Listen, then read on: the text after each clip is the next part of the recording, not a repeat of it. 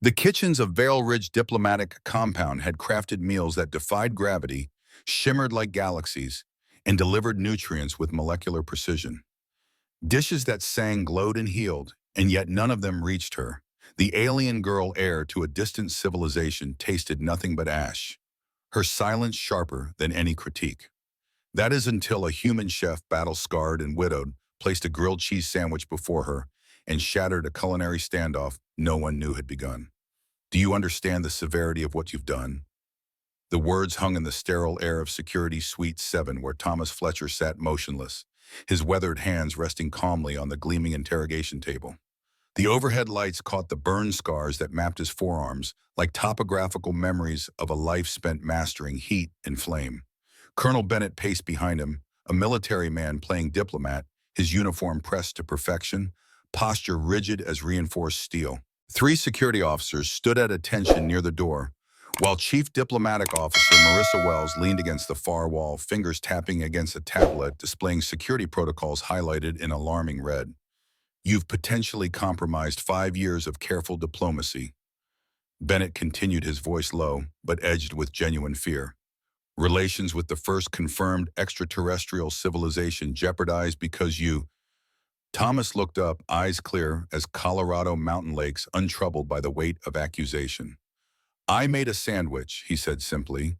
His voice carried no challenge, no defiance, just the quiet certainty of a man who had long ago learned which battles truly mattered.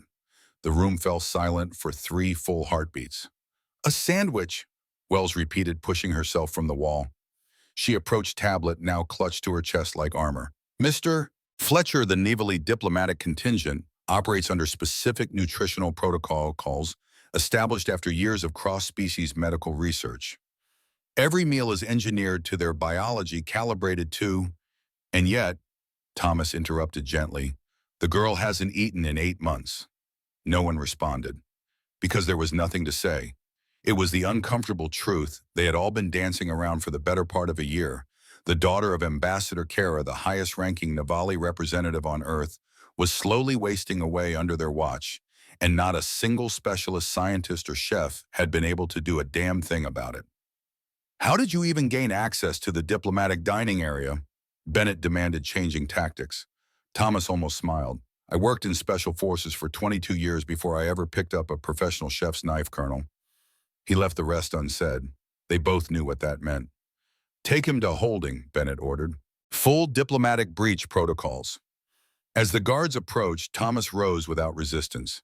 He'd faced worse odds than this in deserts and kitchens alike. The final guard was reaching for the door when it hissed open without prompting. In the threshold stood a slender Navali aide, his iridescent skin catching the light in ripples of deep violet and cobalt. The humans in the room straightened instinctively. Ambassador Kira requests the human chef's presence. The aide announced, his English perfect, though slightly melodic. Immediately, Colonel Bennett stepped forward. That's not possible. We're in the middle of a security... The princess has asked for another sandwich, the aide continued, as if Bennett hadn't spoken. She wishes to observe its preparation. The room fell silent again, but this time the quality of the silence had changed from accusatory to stunned. Thomas Fletcher simply nodded once, as if this had been the plan all along. Voyage had not existed 6 years ago.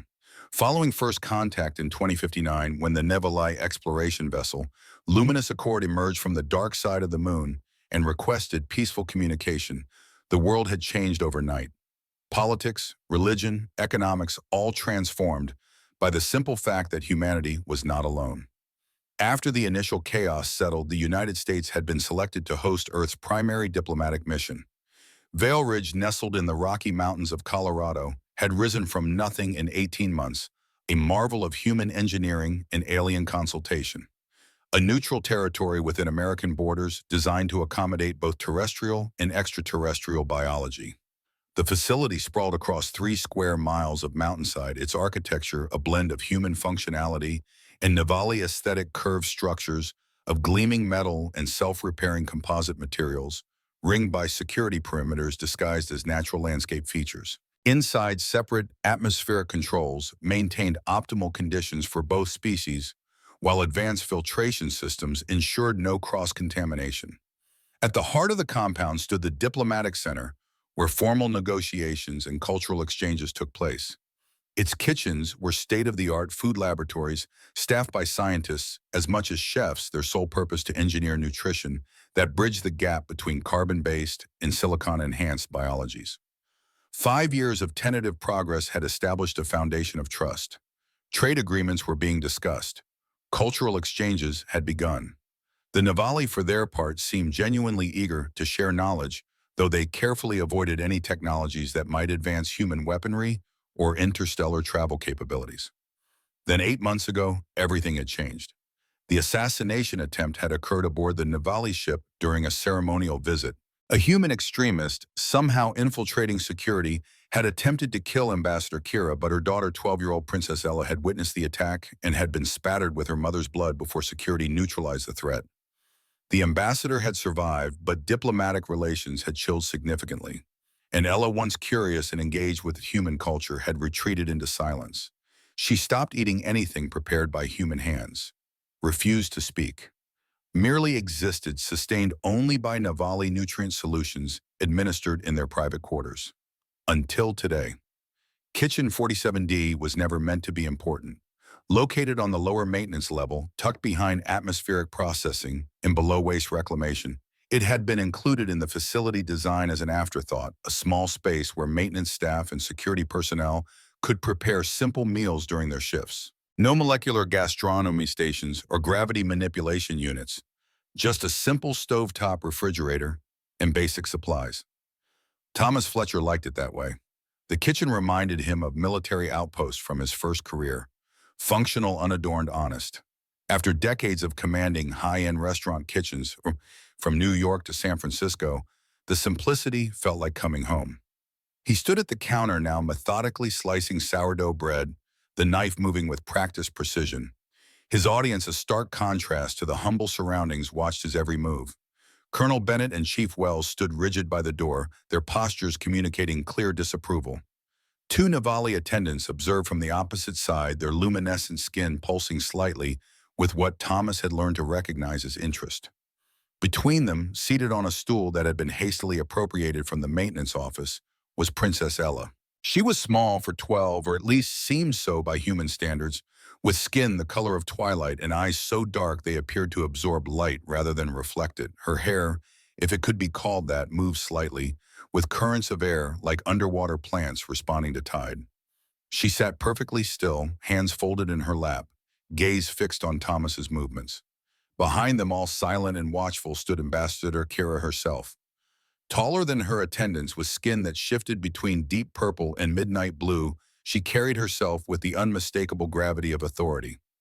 Unlike her daughter, whose eyes tracked Thomas's hands, the ambassador's gaze never left his face. "The process is simple," Thomas explained, his voice steady and calm. He narrated each step not because it was necessary, but because he understood the power of voice to establish trust. Good bread sliced about this thick. Real butter, not synthetic, applied to the outside of each slice. He worked without flourish, each movement economical. This was not the performance of a celebrity chef. This was the efficiency of a soldier who had learned that extra movements could mean the difference between life and death. Cheese should be sliced thin, but not too thin. Needs to melt properly. He unwrapped a block of cheddar, its deep orange color almost luminous under the kitchen lights. "This is from a small farm in Wisconsin. Made the traditional way, no accelerants or flavor enhancers." As he assembled, the sandwich memories surfaced unbidden.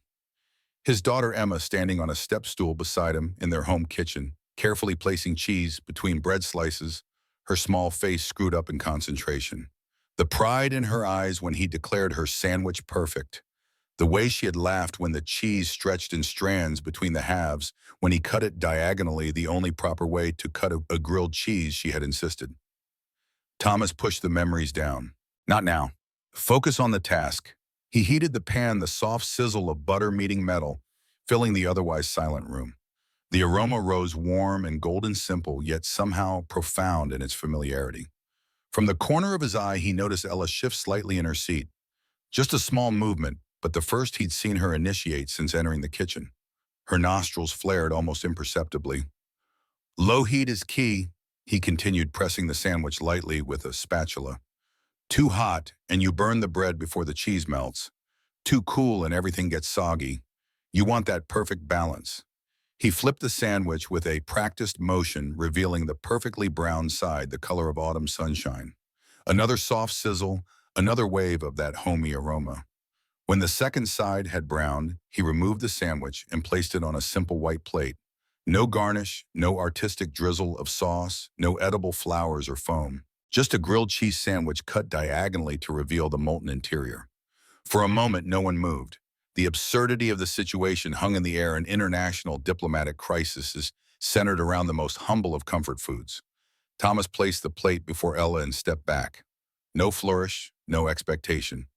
"It's okay if you don't like it," he said quietly, the same words he had spoken to his daughter the first time he'd introduced her to a new food. The same words he had spoken to shell-shocked soldiers in field hospitals when he'd managed to scrounge ingredients for something resembling home cooking. Something flickered in Ella's eyes, recognition, perhaps, or memory.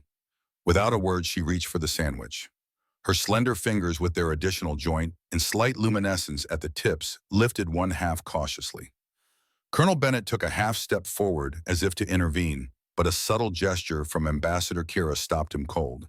Ella brought the sandwich to her face, inhaling its scent. Then, with deliberate care, she took a small bite. The room collectively held its breath. She chewed thoughtfully, her expression unreadable to human eyes. Swallowed. Then, remarkably, took another bite. Thomas caught Ambassador Kira's gaze. Something passed between them, not understanding, not yet, but acknowledgement. The ambassador inclined her head slightly, a gesture that needed no translation. As Ella continued to eat, taking small, deliberate bites, Thomas felt a weight he hadn't realized he'd been carrying begin to lift. Not because he'd accomplished something 992 molecular gastronomy creations had failed to do, but because for the first time in 3 years he had cooked something that mattered. Thomas Fletcher had never intended to become a chef. Born to a military family in rural Montana in 1997, he had followed his father's footsteps into service as naturally as breathing. Special Forces had suited him, the discipline, the clarity of purpose, the brotherhood. He'd served with distinction through conflicts most Americans preferred to forget, earning scars and commendations in equal measure. It was during his second deployment to the Middle East that he discovered cooking as more than necessity. Their unit's assigned cook had been injured in an ambush, and Thomas, who had grown up watching his mother transform simple ingredients into comfort, had volunteered to fill the gap. What began as duty became passion. He found that preparing food for men who faced death daily was its own form of service, perhaps more meaningful than pulling triggers. A good meal could restore more than physical energy. It could, however, briefly remind soldiers of their humanity. After 22 years of service, he'd retired with honors and scars in equal measure. With his military pension and savings, he had pursued formal culinary training, rising quickly through restaurant ranks with the same discipline and focus that had defined his first career. By 50, he owned 2 restaurants with Michelin stars. By 55, he had published a cookbook and made occasional television appearances. He had married Catherine, a literature professor, who appreciated his dedication while tempering his intensity. Their daughter Emma had been born when Thomas was 43, a late blessing neither had expected. Then came the unraveling. Catherine's cancer diagnosis at 61 had been terminal from the start. Thomas had closed his restaurants, sold their home in San Francisco, and moved to a small house in Colorado where the mountain air eased her breathing. For 18 months, he had been her caretaker, learning a different kind of service, one measured not in medals or stars, but in moments of comfort wrested from pain. After her passing, he had tried to rebuild. Emma, then 22 and finishing college, had been his anchor. They had planned to open a small, unpretentious restaurant together, something that honored Catherine's memory in its warmth and simplicity. The car accident had taken that future in an instant. Emma, driving back from a supplier meeting, had been struck head-on by a drunk driver. She had lingered for 3 days in the ICU before Thomas had been forced to make the decision no parent should face. He had sold the restaurant space, donated the equipment, and retreated into himself. For months he had barely existed, his life narrowed to the 4 walls of his mountain home and the numbing routine of necessary survival. Then came first contact, and with it a strange new purpose. The Vail Ridge facility, under rapid construction just 30 miles from his home, had needed staff, not just diplomatic personnel, but the hundreds of support workers required to maintain operations. Thomas had applied for a kitchen position, purposely understating his qualifications. He wanted anonymity, not recognition, just a job to force him out of bed each morning. They had assigned him to Kitchen 47D, preparing basic meals for maintenance and security staff.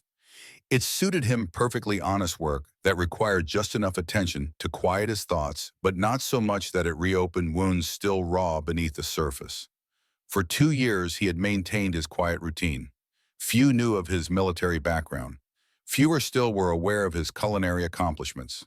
He arrived early, worked efficiently, and returned to his small, off-compound apartment each evening, carrying little of either world with him. Until yesterday, when a wrong turn on his way to retrieve supplies had led him past the diplomatic dining area, and he had glimpsed the alien child refusing her 992nd meal, her eyes hollow with a grief he recognized all too well. The day that changed everything had begun like any other. Thomas had arrived at Vale Ridge at 5:30 a.m., passing through 3 security checkpoints with practiced efficiency. He had prepared breakfast for the overnight shift: scrambled eggs, hash browns, bacon and toast for 37 workers who maintained the facility's complex systems while most slept. By 9:00 a.m., he was preparing lunch for the day shift: hearty sandwiches, a vegetable soup, and a rice dish for those who preferred lighter fare. Nothing fancy, just solid food prepared with care. The supply request had come around 11:30. Kitchen 47D had run short of tomatoes needed for the afternoon meal service. Thomas had headed to the central storage area, badge clipped to his simple gray uniform, a requisition form loaded on his tablet. His regular route was blocked for maintenance, atmospheric filters being upgraded in Section C, so he had detoured through Level 2, an area he rarely visited. His security clearance allowed access, but just barely. That's when he saw her. The diplomatic dining area featured a viewing section where human staff could observe interactions without disrupting the carefully controlled environment within. Behind specialized glass that filtered potential contaminants, Thomas paused at the sight of Princess Ella seated alone at a massive table. Even to his untrained eye, it was clear she was unwell. The subtle luminescence that characterized healthy Navali had dimmed. Her posture, though still rigid with formal training, showed the slight curve of exhaustion. Before her sat an elaborate creation that seemed to defy physics, something that emitted a gentle blue light and released aromatic compounds visible as a fine mist above the plate. A team of human and Navali observers watched from the periphery as Ella leaned forward, inhaled the essence of the dish, then straightened and gave the smallest shake of her head. The disappointment in the room was palpable, even through the glass. The human chef Thomas recognized him as Louis Sanders, the facility's culinary director, and a renowned molecular gastronomist made a sharp gesture of frustration before composing himself and signaling for the dish to be removed. Thomas should have continued on his way. The diplomatic dining area was well above his clearance level for anything but observation. The girl's plight, while concerning, was not his responsibility. Yet he remained watching as Ella's plate was cleared and replaced with what appeared to be a nutrient solution, colorless, odorless, designed for sustenance without enjoyment. The girl accepted it with the same detached resignation he had seen in wounded soldiers who had given up hope of recovery. He recognized that look, had seen it in the mirror for months after Emma died. Before conscious thought could intervene, Thomas found himself moving, not toward the central storage area, but back toward the kitchens, specifically toward Kitchen 3A, the preparatory space adjacent to the diplomatic dining area. His badge shouldn't have granted him access, but a maintenance worker was just exiting the door momentarily unsecured. Thomas slipped in with a confident nod as if he belonged there. Inside, chaos reigned. Sous chefs moved with frantic precision, preparing the next attempt to tempt the princess. Molecular gastronomy equipment hummed and whirred. No one noticed Thomas, just another uniform in a busy kitchen.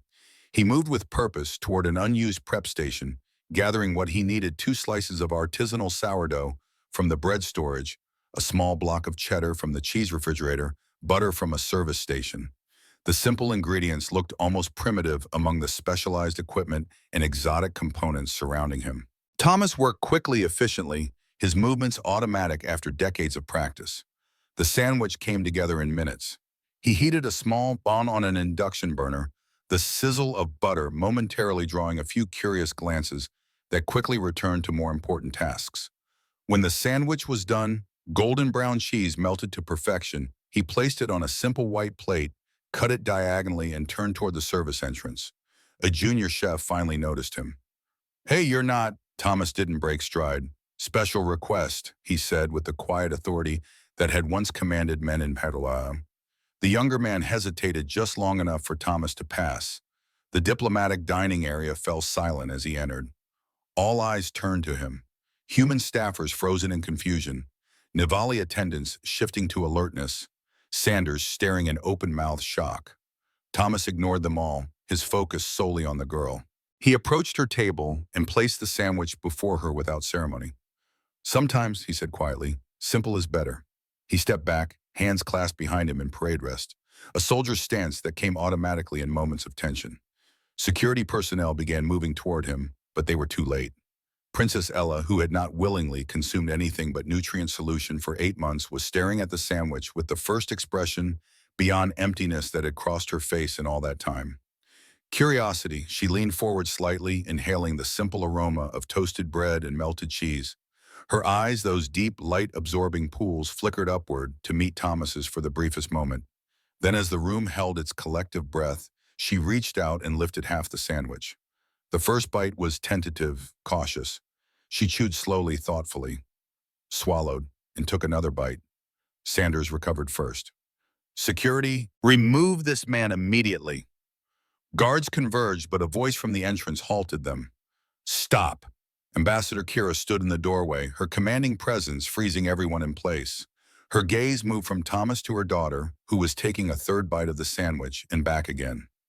"Who are you?" she asked, her melodic voice carrying easily across the silent room. "Thomas Fletcher," he replied simply. "Kitchen 47D. "Kitchen 47D prepares food for maintenance personnel," she observed. "What diplomatic meals?" "Yes, Ambassador." She studied him for a long moment, her expression unreadable to human eyes. "Why did you bring this to my daughter?" Thomas considered his words carefully. "Because sometimes when everything hurts, you need something that reminds you of before it hurt." Something shifted in the ambassador's posture.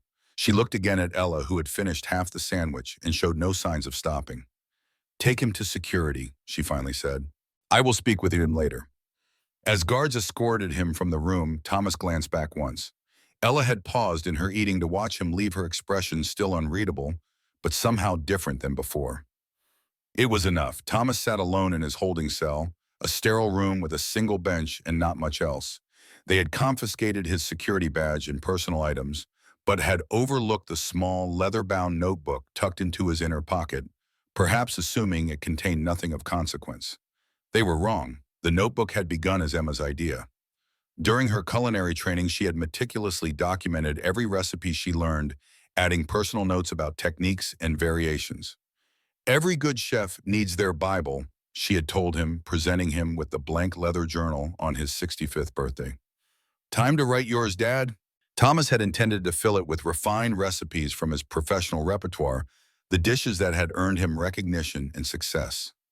But after Emma's death, it had become something else entirely, a catalog of comfort. The simple dishes he had made for his daughter throughout her childhood. The meals that had sustained his unit during deployments. The unpretentious food that Catherine had loved on Sunday mornings. He opened it now to a well-worn page, running his finger over the heading, written in his precise handwriting, "Emma's favorite grilled cheese." Below it, not just ingredients and instructions, but memories. The time she had insisted on adding apple slices inside and declared herself a culinary genius at age 8. The college care packages of sealed, ready-to-grill sandwiches he'd send her with detailed reheating instructions. The last one they had shared 3 days before the accident, planning their restaurant's menu. The door hissed open, interrupting his thoughts. Thomas closed the notebook and returned it to his pocket in one smooth motion. Ambassador Kira entered alone, a significant breach of diplomatic protocol that indicated the severity of the situation. She stood just inside the doorway, studying him with those unfathomable eyes. "Mr. Fletcher," she began, "you have created a complicated situation." Thomas remained seated, maintaining eye contact but offering no defense. "Diplomatic relations between our species are delicate," she continued. "The incident 8 months ago damaged trust that had taken years to build." My daughter's condition has become a matter of concern at the highest levels of both governments. She moved further into the room, her movements fluid, almost liquid. 992 meals, she said, prepared by the finest culinary minds Earth has to offer, designed using detailed analysis of Navali biology and psychological profiles. All refused. Oh, a pause. And yet she ate your sandwich. Thomas finally spoke. Sometimes the body knows what it needs, even when science doesn't understand why. The ambassador's skin rippled slightly, what Thomas had come to recognize as their equivalent of a thoughtful expression. My security advisors believe you could be part of a plot, that you somehow discovered information about Nivali biology unknown to our scientific exchange teams. I'm just a cook, Thomas replied, who recognized something in your daughter's eyes that I've seen before. What did you see? There was a new quality to her voice, not the diplomat now, but the mother. Grief, he said simply, the kind that makes everything taste like ashes. Ambassador Kira was silent for a long moment. When she spoke again, her voice had softened almost imperceptibly. Ella has asked for you. Thomas straightened slightly. Not in words, the ambassador clarified. She has not spoken since the incident. But she drew this. From a fold in her ceremonial robe, she produced a small piece of paper. On it, in what appeared to be charcoal, was a simple but unmistakable drawing of a sandwich cut diagonally. Thomas felt something shift in his chest, a door long closed, creaking open, just a fraction. I have spoken with your security leadership, Ambassador Kira continued. They are reluctant, but I have insisted that you be permitted to prepare another meal for my daughter, under supervision. She fixed him with a gaze that seemed to penetrate beyond surface thoughts. Why did you do this, Mr. Fletcher? You risked your position, possibly your freedom. For what purpose? Thomas thought of Emma, of Catherine, of all he had lost. Because everyone deserves something that makes them feel safe, he said finally, even if it's just for the few minutes it takes to eat a sandwich.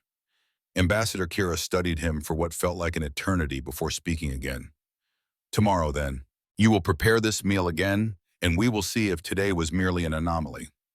As she turned to leave, Thomas spoke again. Ambassador, he said, causing her to pause, if I may make a suggestion, soup would go well with the sandwich.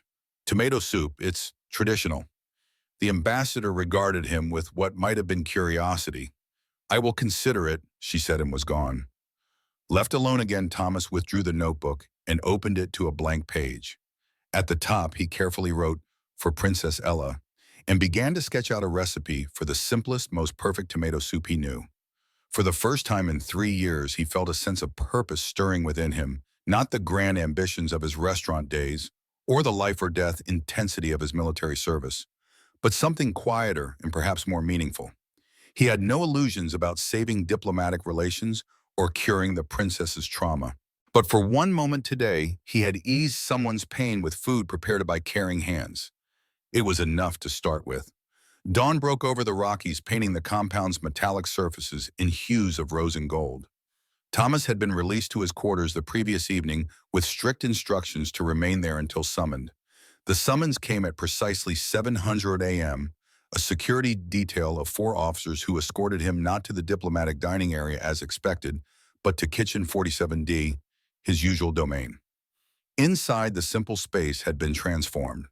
Additional security systems now monitored every angle. A small table and 2 chairs had been placed in the center, incongruous against the utilitarian background. Ambassador Kira stood near the refrigerator, conversing quietly with Colonel Bennett and Chief Wells, while several Navali attendants hovered near the doorway. Thomas scanned the room, but Ella was nowhere to be seen. Mr. Fletcher. Bennett approached, his demeanor professional, but markedly cooler than the previous day. You've been granted a temporary reinstatement to continue this experiment.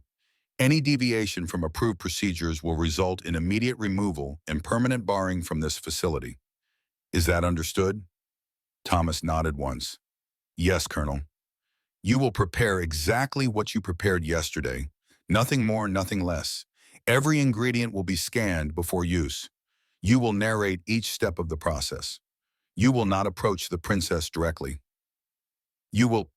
That will be sufficient, Colonel, Ambassador Kira interrupted, stepping forward. Mr. Fletcher understands the gravity of the situation.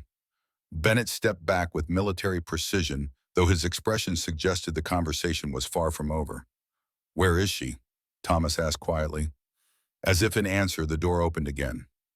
Two Navali attendants entered, and between them walked Princess Ella. She appeared marginally better than the day before, her skin showing slightly more luminescence, her posture a degree less rigid.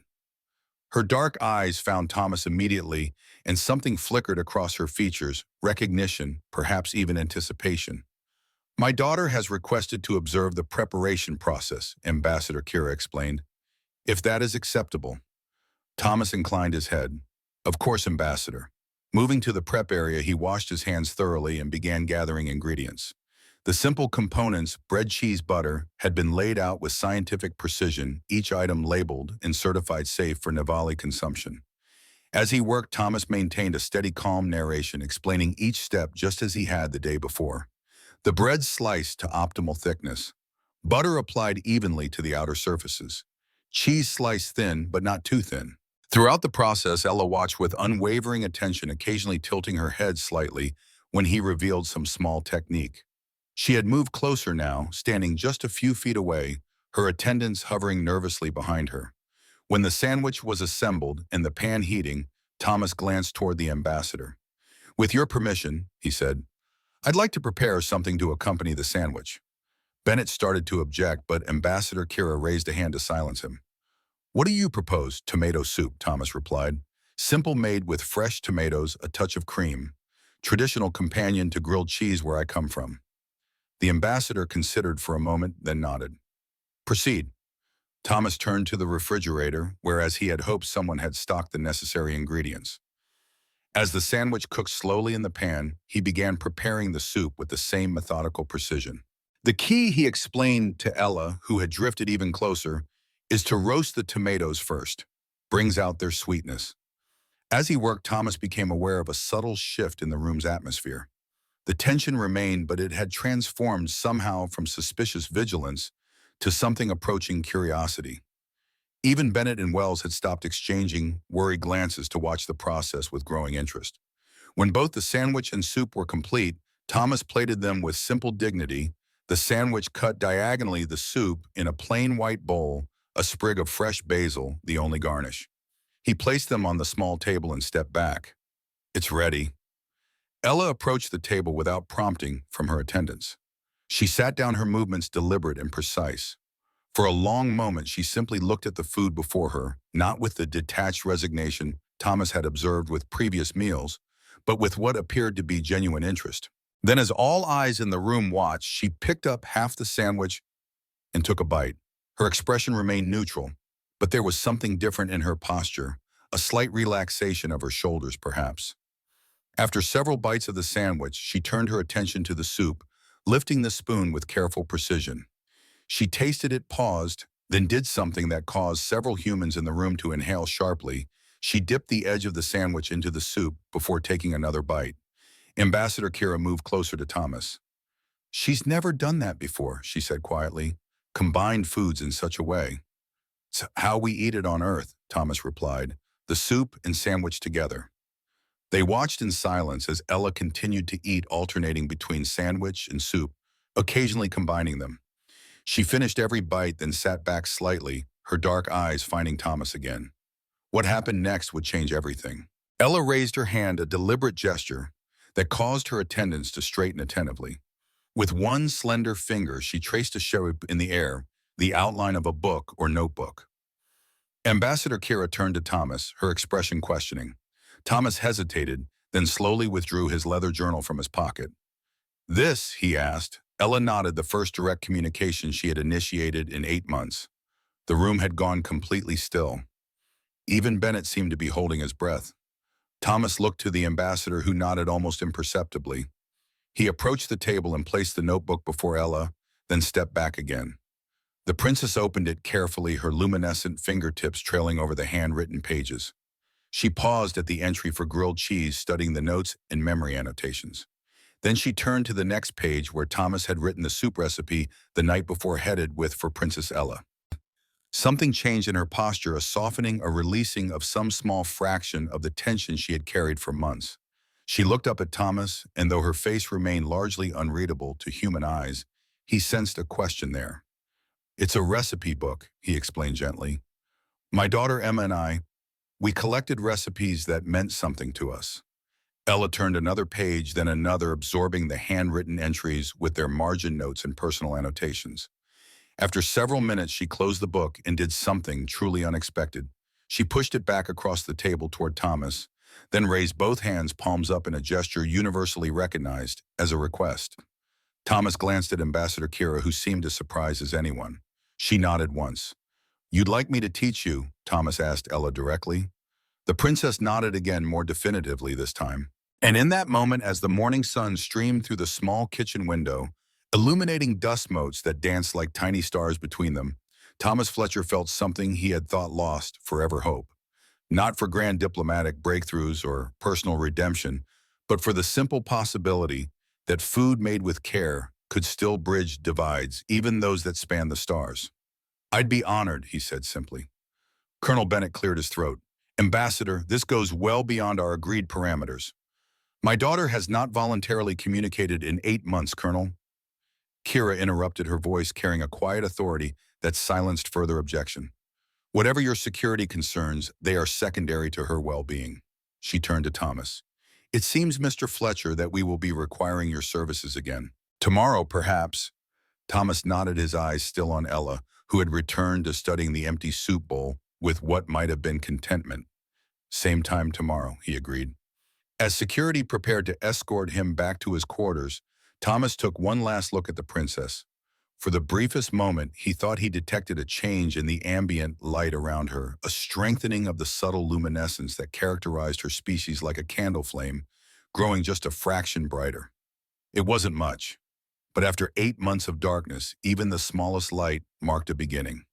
The morning after Thomas Fletcher had achieved what countless scientists and diplomats could not, Vale Ridge Diplomatic Compound hummed with a nervous energy that crackled through its sleek corridors. News traveled faster than authorized channels could contain. The maintenance cook who broke through to the alien princess, the humble sandwich that accomplished more than molecular gastronomy ever could. For some, it represented hope. For others, a security breach bordering on catastrophe. And for Lewis Sanders, culinary director of extraterrestrial relations, it represented something far worse: a direct challenge to everything he'd built his career upon. Sanders stood before the wall of screens in his private office, hands clasped tightly behind his back, watching the footage of yesterday's events for the 12th time. His immaculate chef's whites seemed to glow under the office's recessed lighting, the 5 stars embroidered on his collar catching the light as he leaned forward.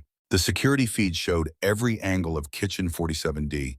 Thomas Fletcher preparing that absurd sandwich, the princess eating it bite by bite, the request for his recipe book, the nonverbal communication that had eluded the best xenopsychologists for 8 months. "Primitive," Sanders muttered, pausing the feed on the image of the completed sandwich. "Utterly primitive." At 53, Sanders had spent his career at the cutting edge of culinary science. 3 Michelin stars before 40, presidential appointments, a kitchen staff that feared and revered him in equal measure. When humanity made first contact, he'd seen the opportunity of a lifetime to become the Neil Armstrong of interspecies gastronomy. For 5 years, he'd pioneered molecular techniques to bridge the biological gap between human and Navali. His successes had earned him this position, this authority, this legacy, and now undermined by toasted bread and melted cheese. The door chimed softly. "Enter," Sanders called without turning. Dr. Eleanor Chen stepped into the office, her lab coat as pristine as Sanders' uniform tablet clutched against her chest like a shield. As head of xenobiology, she shared responsibility for the princess's nutrition and, by extension, shared in the humiliation of yesterday's events. "The preliminary analysis," she said, offering the tablet with tight lip and professionalism. Sanders took it, scanning the report with growing disbelief. "This can't be right." "We've run the test 3 times, Chenna replied. "The sandwich contained no special compounds, no hidden nutritional elements we've overlooked in our formulations. Chemically speaking, it was ordinary." "Then why?" Sanders demanded, slapping the tablet down on his desk. 992 meticulously calibrated meals, each one accounting for every aspect of Nivali physiology. And she chooses this? Chen hesitated, glancing toward the door, as if to ensure their privacy. There's one theory, but it's unconventional. I'm listening. We've been approaching this as a physiological issue, she said carefully. But what if it's not? What if it's psychological? Sanders finished, his expression darkening. You're suggesting we've been trying to solve the wrong problem. Chen nodded. The princess witnessed a traumatic event. What if her refusal to eat was never about the food itself, but about trust, about safety? Sanders stared at the frozen image of Thomas Fletcher, this unremarkable man who had somehow succeeded where he had failed. The old man's military, he said thoughtfully. Special forces, I'm told, like her security detail. And he prepared the food in front of her, Chen added. Simple ingredients transparently combined. No molecular manipulation, no complex technology, nothing that could conceal anything harmful. The implication hung in the air between them. After witnessing an assassination attempt, perhaps the princess had developed a fear that transcended species barriers, a fear of hidden dangers, of unseen threats. Sanders straightened, smoothing his already impeccable uniform. This changes nothing, he declared. Fletcher stumbled onto something we overlooked, but he's not qualified for this role. A maintenance cook with no understanding of Nivali physiology, it's a security risk we cannot sustain. He tapped a command into his desk terminal. Arrange a meeting with Colonel Bennett and Chief Wells. We need to address this irregularity before it compromises our entire mission. As Chen departed, Sanders turned back to the screen, studying Thomas Fletcher's weathered face with newfound animosity. Enjoy your moment, old man, he murmured. It won't last. Thomas arrived at Kitchen 47D precisely at 0700 hours, escorted by the same security detail as the day before. His years in Special Forces had taught him to read operational atmospheres, and today's was distinctly different. The guards stood closer, their expressions more guarded. Additional security cameras had been installed overnight, their presence not even disguised as maintenance equipment. Someone was nervous, someone with authority. The kitchen had been further modified, equipment rearranged to create clear sight lines from all angles. Ingredients pre-positioned, invisibly labeled. At the small table, now moved to the center of the room for better visibility, sat Princess Ella, flanked by her attendants. Ambassador Kira stood nearby, engaged in quiet conversation with Colonel Bennett.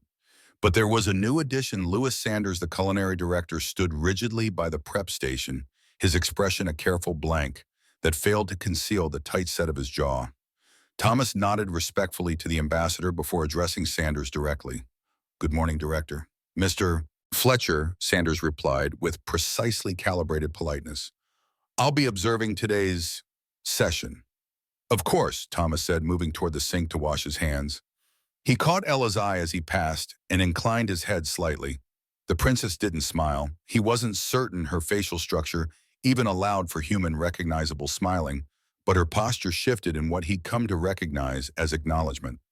Before you begin, Sanders said, stepping forward, I need to clarify today's parameters. You will prepare exactly the same items as yesterday, no variations, no additions. Each ingredient will be weighed and measured to ensure consistency for our analysis. Thomas dried his hands on a towel, his movements unhurried. Food isn't a laboratory experiment, Director. When it concerns diplomatic relations with the first confirmed extraterrestrial civilization, Sanders countered, everything is an experiment, everything is measured, everything is analyzed. Ambassador Kira stepped forward, her luminescent skin shifting through subtle tones of deep blue and violet. Mr. Fletcher will proceed as he sees fit, she said, her melodic voice carrying an unmistakable note of authority, as will my daughter. Sanders stepped back, professional enough to recognize a diplomatic rebuke. Of course, Ambassador. Thomas moved to the ingredients laid out on the counter. Just as before he began narrating the process, his voice calm and steady, the same voice he had used to guide nervous recruits through their first live-fire exercises, to talk traumatized soldiers through nightmares in field hospitals. We'll start with the bread, he said, meeting Ella's gaze. But today, I thought you might like to help. The room stilled. Even Ambassador Kira seemed taken aback by this departure from protocol. Sanders began to object, but Bennett silenced him with a sharp gesture. Thomas held out the knife handle first toward Ella. Would you like to try? For a moment, no one moved. Then with deliberate grace, Ella rose from her seat and approached the counter. Her attendants shifted nervously but did not interfere as the princess took the knife from Thomas's hand. Good, Thomas said, as if this were the most natural thing in the world. Now not too thin, not too thick, like this. He guided her hand, gently showing her the proper angle. Ella's first cut was hesitant, slightly uneven. Her second was better. By the third, she had found the rhythm of it. Perfect, Thomas told her, and meant it. As they continued preparing the meal together, Ella slicing cheese while Thomas heated the pan, then watching closely as he demonstrated the proper technique for flipping the sandwich. The atmosphere in the kitchen subtly transformed. The rigid tension eased fractionally. Even the guards seemed to relax their posture slightly. Only Sanders remained rigid, his expression growing darker, as he observed this unorthodox culinary lesson. When Ella successfully flipped the second sandwich under Thomas's guidance, earning an approving nod from her mother, Sanders turned abruptly and left the kitchen without a word. They prepared the tomato soup together as well, Thomas showing Ella how to roast the tomatoes before blending them with the other ingredients. Throughout the process, she remained silent, but her movements grew more confident, more engaged. When they finally sat down to eat their creations, there was a palpable sense of accomplishment in the air. Thomas watched as Ella took her first bite, noting the subtle shift in her posture that suggested satisfaction. Well done, he said quietly. You're a natural. As they ate, Thomas became aware of Ambassador Kira observing them intently. There was something in her gaze beyond diplomatic assessment or maternal concern, a curiosity, perhaps even a tentative hope. When they had finished, Ella did something unexpected. She reached into a fold of her garment and withdrew a small device, sleek and silvery with no visible controls. She placed it on the table between them and touched it once with a luminescent fingertip. A holographic display shimmered into existence above the device, not text or images, but a complex pattern of light that shifted and changed like liquid geometry. Ella looked at Thomas expectantly. Thomas glanced at Ambassador Kira, who stepped closer. It is a communication device, she explained. For those who cannot or choose not to speak aloud, the patterns convey meaning. I'm afraid I don't understand the language, Thomas admitted, studying the dancing lights. She is asking about your notebook, Kira translated. About the other recipes. Thomas reached carefully into his pocket and withdrew the leather journal. Would you like to see more? He asked Ella directly. The princess nodded, the holographic display shifting to a new pattern. She asked if you would teach her another, Kira said, a note of surprise in her voice. Thomas opened the notebook to a page near the middle. How about pancakes? He suggested. My daughter loved them for breakfast. Simple ingredients, but there's an art to getting them just right. Ella studied the page, then touched her device again. The pattern that formed seemed somehow brighter, more energetic. Tomorrow, Kira translated, though the meaning was clear, even without words. Thomas closed the notebook and offered it to Ella. Keep it until then, he said. Study any recipe that interests you. The princess accepted the journal carefully, her dark eyes meeting his with an intensity that transcended species barriers. She touched her device one last time, forming a pattern so simple, even Thomas could interpret its meaning gratitude. As security prepared to escort him back to his quarters, Thomas glanced back at Ella, who was already leafing through the notebook with evident interest. Ambassador Kira approached him at the door. You have achieved in 2 days what our best specialists could not in 8 months, she said quietly. I would understand the why of it. Thomas considered his response carefully. When my daughter died, he said finally, food lost all meaning for me. Everything tasted like cardboard. I ate only because my body required it, not because I wanted to. What changed this for you? Thomas thought of the long, dark months after Emma's death, of the gradual return to life.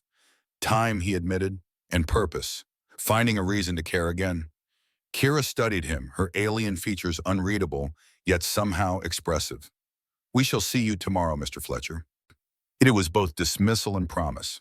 3 levels below the diplomatic zone, in a secure meeting room designated for sensitive operations, Colonel Bennett sat at the head of an oval table. To his right, Marissa Wells tapped impatient fingers against her tablet. To his left, Louis Sanders maintained rigid posture, his chef's whites exchanged for a formal suit, that suggested the meeting's gravity. Let me understand this, Bennett said, reviewing the document displayed on the table's embedded screen. You're proposing we terminate Fletcher's access immediately despite the ambassador's explicit request for his continued service.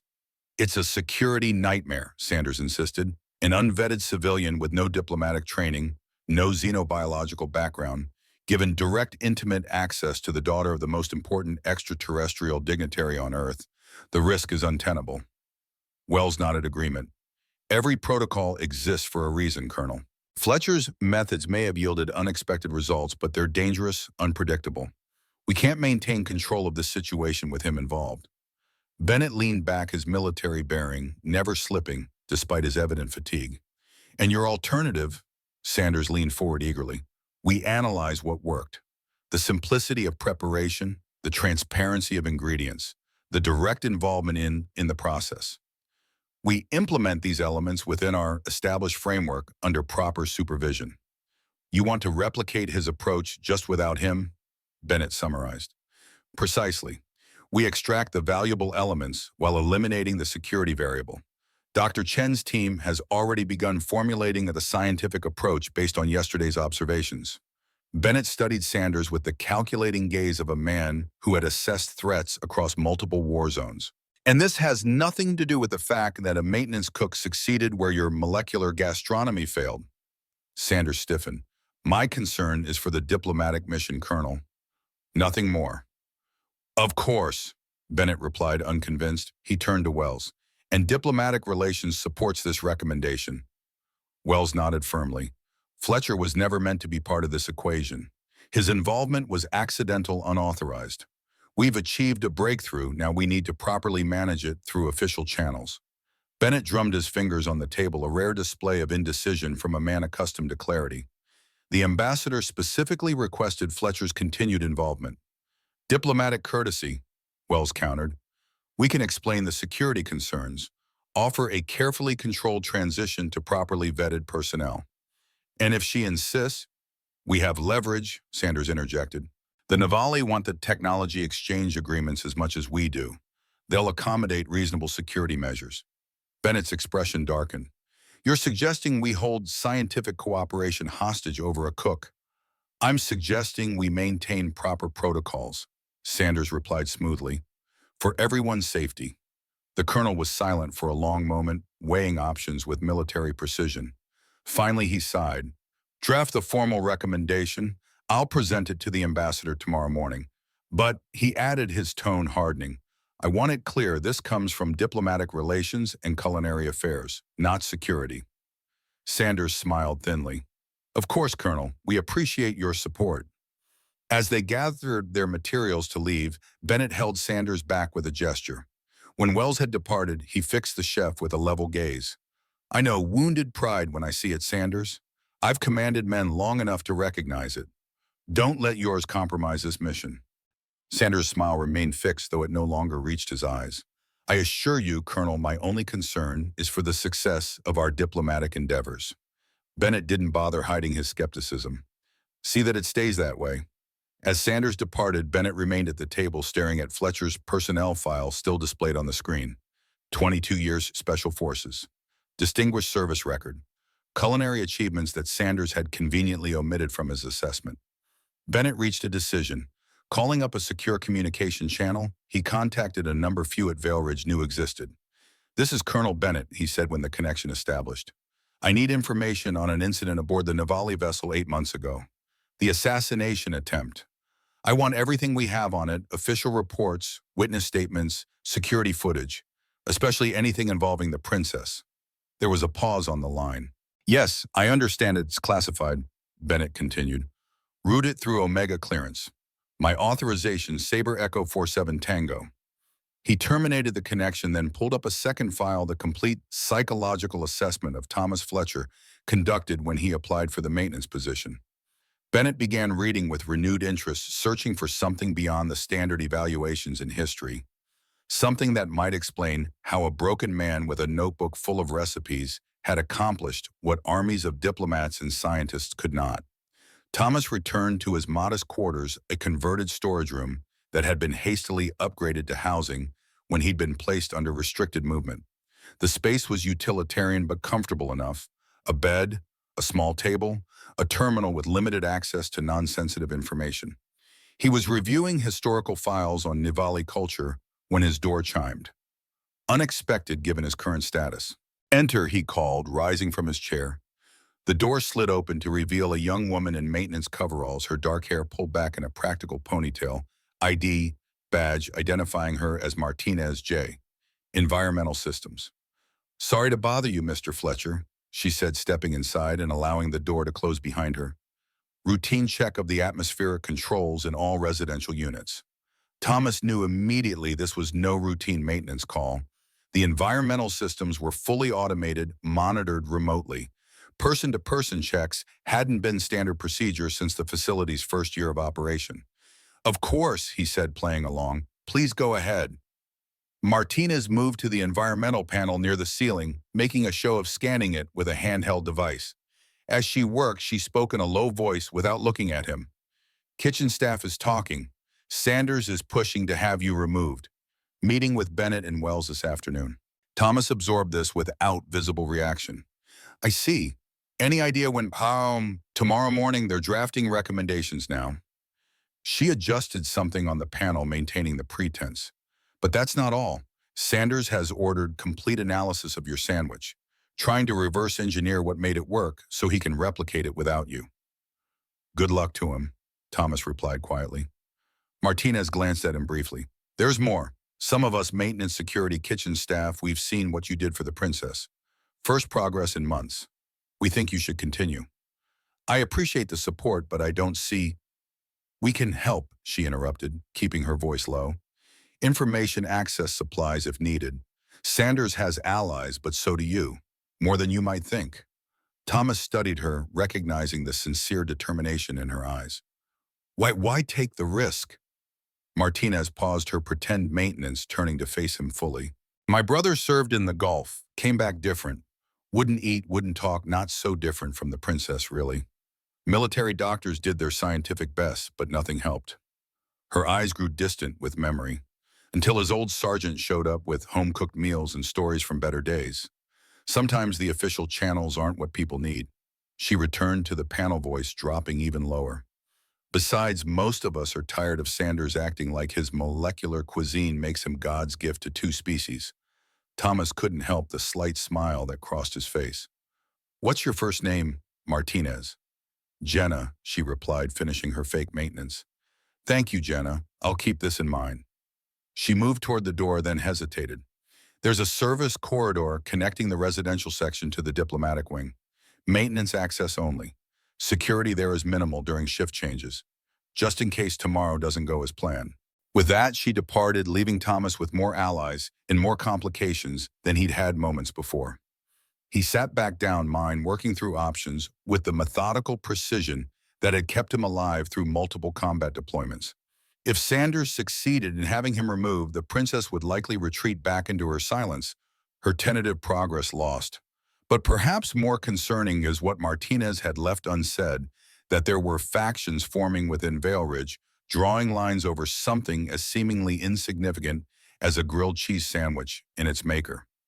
Thomas opened his terminal and called up the facility schematics available to maintenance personnel. He located the service corridor Martinez had mentioned, committing its route to memory, not with any specific plan to use it, but because decades of military training had taught him to always know his exits. As he studied the layout, his thoughts returned to Princess Ella, to the careful way she had sliced bread under his guidance, to the message of gratitude she had formed in patterns of light. In just 2 days, she had shown more progress than in 8 months of scientific intervention. Thomas had no desire to become entangled in diplomatic politics or facility power struggles.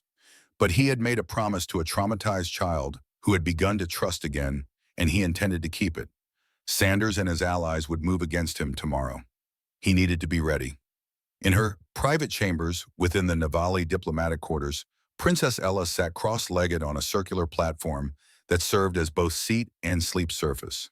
Around her, the room's architecture flowed in organic curves unlike human construction, the walls themselves faintly luminescent to match the natural bioluminescence of Nivali physiology.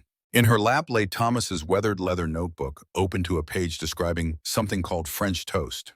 Her slender fingers with their additional joint and subtle glow at the fingertips traced the handwritten words with careful precision. The door membrane rippled, and Ambassador Kira entered her formal diplomatic attire, exchanged for the more comfortable flowing robes worn in private. She observed her daughter silently for a moment, noting the rare sight of genuine interest in the child's posture. "You find the humans' recipes fascinating," she said, finally settling beside Ella on the platform. Ella nodded without looking up, continuing to study the notebook. She reached for her communication device and activated it, forming a pattern of shifting light. "They tell stories," Kira translated aloud, though, as Ella's mother, she needed no translation to understand her daughter's meaning. "Yes, I observed this. The human includes memories with his instructions." Ella formed another pattern more complex. "His daughter," Kira acknowledged. "Yes, I sensed his loss. It echoes in him, though he contains it well." The princess turned a page, revealing a recipe for something called birthday pancakes, accompanied by a small sketch of a smiling human child and notes about colorful additions called sprinkles. She traced the drawing lightly, then formed another light pattern. Kira's luminescence dimmed slightly, the Navali equivalent of a concerned frown. "I do not know if they will let him return," she admitted. "There are complications." Ella looked up sharply, her dark eyes intense. "Political concerns," Kira explained. "Security protocols. The human Sanders believes Thomas Fletcher is unsuitable for diplomatic interaction." Ella's communication pattern flashed with sudden intensity, the geometric shapes forming and reforming with uncharacteristic speed. "I understand you prefer his methods," Kira responded calmly. "But we must consider the broader diplomatic," Ella interrupted with another pattern, this one so emphatic it pulsed with additional luminescence. Kira fell silent, studying her daughter with new awareness. After 8 months of minimal communication, of watching her child retreat into silence, after witnessing violence, no child should see this display of definite preference of will was remarkable. "You trust him," she said finally, not as a question, but as recognition of a truth she had not fully appreciated until this moment. Ella nodded once decisively. "Because he prepares the food before you," Kira continued, beginning to understand. "Because there is no concealment, no possibility of hidden dangers." Another nod, slower this time, accompanied by a simpler, light pattern affirmation. And in that moment, Ambassador Kira understood what the human scientists and diplomats had missed. After witnessing the assassination attempt, after seeing hidden weapons deployed in what should have been a secure environment, Ella had lost faith in the safety of things she could not see prepared. The molecular gastronomy, the scientifically engineered nutrition, the complex preparations that happened out of sight, all became potential threats to a traumatized child. But Thomas Fletcher prepared simple food with recognizable ingredients right before her eyes. No hidden components, no mysterious processes, no opportunity for concealed danger. "I see," Kira said softly. She reached out, placing her hand gently on her daughter's. "I will speak with Colonel Bennett in the morning. The human Fletcher shall continue his lessons." Ella's luminescence brightened noticeably, the Navali equivalent of a smile. Kira rose, moving toward the door, but paused before exiting.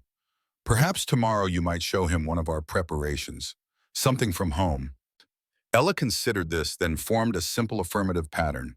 As Kira departed, the princess returned to the notebook, turning to a new recipe, something called apple pie, and began studying it with renewed determination. Colonel Bennett sat alone in his private office, the lights dimmed to minimize reflection on the multiple screens arranged before him. On these displays played security footage he'd spent hours collecting, reconstructed from classified files, diplomatic archives, and military records. The footage showed the assassination attempt aboard the Nivali vessel 8 months ago. From multiple angles, Bennett watched the incident unfold. The human extremist concealed among a diplomatic delegation, the hidden weapon deployed at close range, the Navali security response that had neutralized the threat within seconds. But Bennett's focus wasn't on the assassin or Ambassador Kira. His attention remained fixed on Princess Ella, visible in the background of several camera angles. He watched again as the child witnessed the attack, her mother struck, purple-blue blood spattering, security personnel swarming. But it was what happened immediately after that where Bennett now studied with military attention to detail. In the chaos following the attack, a human security officer had approached Ella, a standard protective measure. But the princess had recoiled violently, her normally controlled movements becoming erratic, her luminescence fluctuating wildly. When a Navali attendant had attempted to provide her with a nutrient solution, she had knocked it away with uncharacteristic force. Bennett paused the footage, enlarging the image of the nutrient container. It had been prepared out of Ella's sight, brought to her by an attendant she knew and trusted. Yet she had rejected it completely. She thinks it's poison, he murmured to himself, the pieces finally connecting. He cued another file, the complete psychological assessment of Thomas Fletcher. Bennett skimmed past the standard evaluations, focusing on the detailed history, Special Forces deployment records, culinary career highlights, personal tragedy, wife lost to cancer, daughter to a car accident. Then a section caught his attention, Fletcher's secondary role in his Special Forces unit. Beyond standard combat duties, he had served as field cook when circumstances required, with particular mention of his efforts to provide familiar, comforting meals in high-stress combat situations. Bennett's terminal chimed with an incoming communication, the xenopsychology report he'd requested on Navali trauma responses. He scanned it quickly, focusing on a highlighted section about Navali sensory processing. Unlike humans, Navali could perceive certain molecular structures through taste and smell with extraordinary precision. They could quite literally taste emotions embedded in food through trace biological markers. Bennett leaned back in his chair, the full picture finally clear. The princess, traumatized by witnessing violence, had developed an intense fear of hidden threats, of dangers concealed in what should be safe. Her heightened Navali senses, combined with psychological trauma, made her reject food prepared out of sight. And Thomas Fletcher, a man who had cooked for traumatized soldiers, who understood viscerally the connection between trust and nourishment, had instinctively provided exactly what she needed, food prepared transparently by trusted hands, with no concealed elements or processes. Bennett closed the files, and Rose's decision made. Sanders' political maneuvering and wounded pride were irrelevant in the face of this understanding. The mission wasn't about culinary prestige or diplomatic protocols. It was about helping a traumatized child recover while maintaining the delicate balance of interspecies relations. Thomas Fletcher wasn't just cooking for the princess. He was rebuilding her sense of safety in a world that had betrayed it. Bennett reached for his secure communicator. Come morning, the planned meeting with Ambassador Kira would take a very different direction than Sanders and Wells anticipated. Thomas woke before dawn, years of military discipline rendering the habit unbreakable even in retirement. He performed his morning routine methodically, physical exercises adapted to the limited space, personal hygiene, mental preparation for the day ahead. By 0600, he was fully dressed and waiting. He had no illusions about the meeting scheduled for 0800. Sanders would make his move, recommend termination of Thomas's involvement. The only question was whether Ambassador Kira would acquiesce to the pressure or insist on continuing what had begun. The door chimed earlier than expected, 0630. Thomas rose, smoothing his simple uniform. Enter, he called. The door slid open to reveal not his usual security escort, but Lewis Sanders himself, flanked by two security officers Thomas didn't recognize. Sanders wore a satisfied smile that immediately put Thomas on alert. Good morning, Mr. Fletcher. Sanders said, his tone professionally cordial, despite the triumph in his eyes. There's been a change of plans. Thomas maintained an outward calm, though his combat-trained senses were already cataloging details, the unfamiliar guards, the early hours, Sanders' presence rather than a standard escort.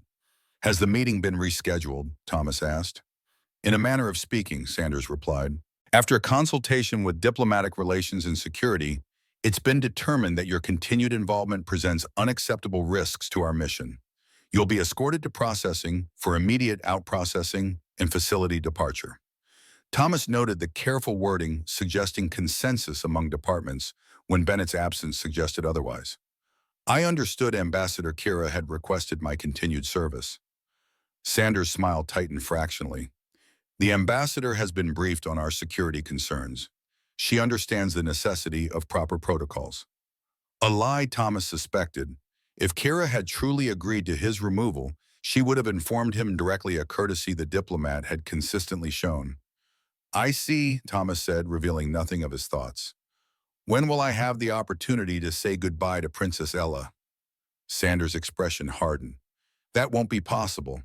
Security protocols during out-processing prohibit contact with diplomatic personnel. Another likely fabrication, but Thomas merely nodded. I'll need to collect my personal items. Already taken care of, Sanders replied with undisguised satisfaction. Your quarters will be processed after your departure. Any personal effects will be shipped to your registered address.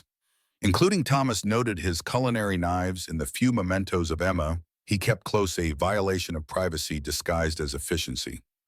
I understand, Thomas said, projecting compliant resignation. I'll cooperate fully. Sanders seemed almost disappointed by the lack of resistance. Excellent. These officers will escort you to processing. As Thomas stepped into the corridor, he surveyed his surroundings with the situational awareness that had kept him alive through 3 war zones. Standard morning operations, shift change in progress, minimal personnel in the residential quarters at this hour. And just ahead at the intersection that would lead either to processing or deeper into the facility, a familiar face. Jenna Martinez, ostensibly checking an environmental panel, made fleeting eye contact with Thomas as they approached. She dropped a maintenance key card, bending to retrieve it just as Thomas and his escorts reached the intersection. Sorry, she murmured, deliberately bumping into one of the guards as she straightened. In the momentary confusion, Thomas felt something pressed into his palm, a small hard object. He closed his fingers around it without looking, maintaining his expression of resigned cooperation. The group continued toward processing. Thomas, now acutely aware of the weight in his hand, a maintenance access chip, if he guessed correctly. Martinez had come through with her offer of help. The question now was whether to use it. Escaping escort would transform him from diplomatic inconvenience to security threat. It would end any chance of official reinstatement. But as they walked, Thomas thought of Princess Ella, of the trust beginning to form, of the promise of pancakes for today's lesson, of the notebook now in her possession. He thought of Ambassador Kira, who had likely not been consulted about this early morning extraction. Most of all, he thought of his daughter Emma, and the promise that had gone unspoken between them after Catherine's death, that neither would allow the other to face the darkness alone. Thomas had failed to keep that promise once. He would not fail again with another child who had begun to trust him. At the next intersection, where the corridor branched toward processing in one direction and maintenance access in another, Thomas made his decision.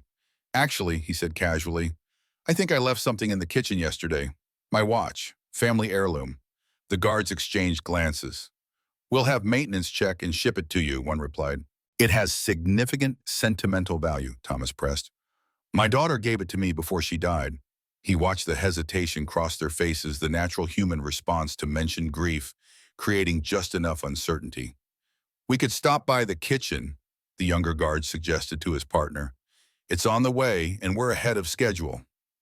The older guard frowned but nodded reluctantly. Fine. Quick check only. As they approached the maintenance quarter junction, less monitored than main pathways, Thomas prepared himself. 20 years past his combat prime, but muscle memory remained. Timing would be everything. When they reached the junction, Thomas stumbled, deliberately falling against the younger guard, while simultaneously dropping the access chip into the maintenance door reader. As the guard instinctively reached to steady him, Thomas executed a simple redirect technique, not aggressive enough to trigger alarm, but sufficient to position the guard between himself and his partner. The maintenance door slid open as the chip activated. In one fluid motion, Thomas stepped through the opening, his hand finding the emergency override on the interior panel. The door slammed shut before either guard could react, the override initiating a 30-second lockdown that would give him just enough head start. Thomas moved quickly through the service corridor, mentally reviewing the route Martinez had helped him memorize yesterday. He had perhaps 5 minutes before a facility-wide alert would be issued. 5 minutes to reach Kitchen 47D and the diplomatic dining area beyond. 5 minutes to keep a promise to a child who had lost the ability to trust, but was just beginning to find it again. Ambassador Kira arrived at the conference room precisely at 0800 hours, her formal attire and measured pace betraying nothing of her inner thoughts. As the door membrane admitted her, she surveyed the assembled humans with the careful diplomatic neutrality she had perfected over 5 years of delicate negotiations. Colonel Bennett stood as she entered, offering the respectful nod that had become their standard greeting. Chief Wells remained seated, her tablet active before her, while several aides arranged themselves along the walls. Ambassador Bennett began. Thank you for meeting with us this morning. Kira inclined her head slightly. Colonel Bennett, Chief Wells. Her melodic voice revealed no emotion, though she noted the absence of the human Sanders with interest. I was given to understand this meeting concerned Mr. Fletcher's continued involvement with my daughter. Bennett nodded, gesturing toward the conference table. Indeed. If you would join us, there are several matters requiring your attention. As Kira took her seat, Wells activated the room's display screen. Ambassador, after careful consideration, we believe Mr. Fletcher's unorthodox approach, while initially successful, presents unacceptable security and diplomatic risks moving forward. The ambassador studied Wells with unreadable dark eyes. I see. And what risks specifically concern you, Chief Wells? Wells tapped her tablet, bringing up a series of bullet points on the main screen. First, Fletcher lacks proper training in xenobiology and diplomatic protocol. Second, his methods, while temporarily effective, cannot be properly standardized or evaluated scientifically. Third, as a civilian contractor with limited security clearance, his continued proximity to your daughter creates vulnerability in our security framework. Kira absorbed this without visible reaction, though the subtle shifts in her skin's luminescence might have suggested thoughtfulness to an observer familiar with Navali expressions. And your proposed alternative, she inquired. Director Sanders has developed a transitional approach, Wells replied, implementing the successful elements of Fletcher's methods, transparency of preparation, simplicity of ingredients, while returning control to properly trained personnel. Bennett cleared his throat. If I may, Ambassador, he interjected, there are additional factors worth considering before a decision is reached. Wells turned to him sharply. Colonel, we discussed this. The recommendation is incomplete, Bennett finished firmly. He activated his own tablet, transferring a new set of files to the main display. Ambassador, my security team has conducted a thorough review of the incident aboard your vessel 8 months ago, as well as Princess Ella's subsequent behavioral patterns. Images appeared on screen, security footage from the assassination attempt, medical scans, behavioral analyses. Bennett continued, we believe your daughter's refusal to eat was never about the food itself, but about trust and safety. After witnessing violence in what should have been a secure environment, she developed an understandable fear of hidden threats, particularly in substances prepared out of her sight. Kira's luminescence shifted to a deeper blue, what humans might interpret as intensified attention. This aligns with our understanding of Nivali's sensory capabilities, Bennett added. Your species can perceive molecular structures that would be undetectable to humans. In a state of heightened anxiety following trauma, even the most carefully prepared meals might trigger suspicion. An interesting theory, Colonel, Kira acknowledged. And how does this relate to Mr. Fletcher? Fletcher's military background includes extensive experience with combat trauma, Bennett explained. He instinctively provided what your daughter needed, food prepared transparently with recognizable ingredients by someone who understood the connection between trust and nourishment. He paused, then added deliberately, this is not something that can be simply replicated by substituting personnel. The trust being established is specific to Fletcher himself.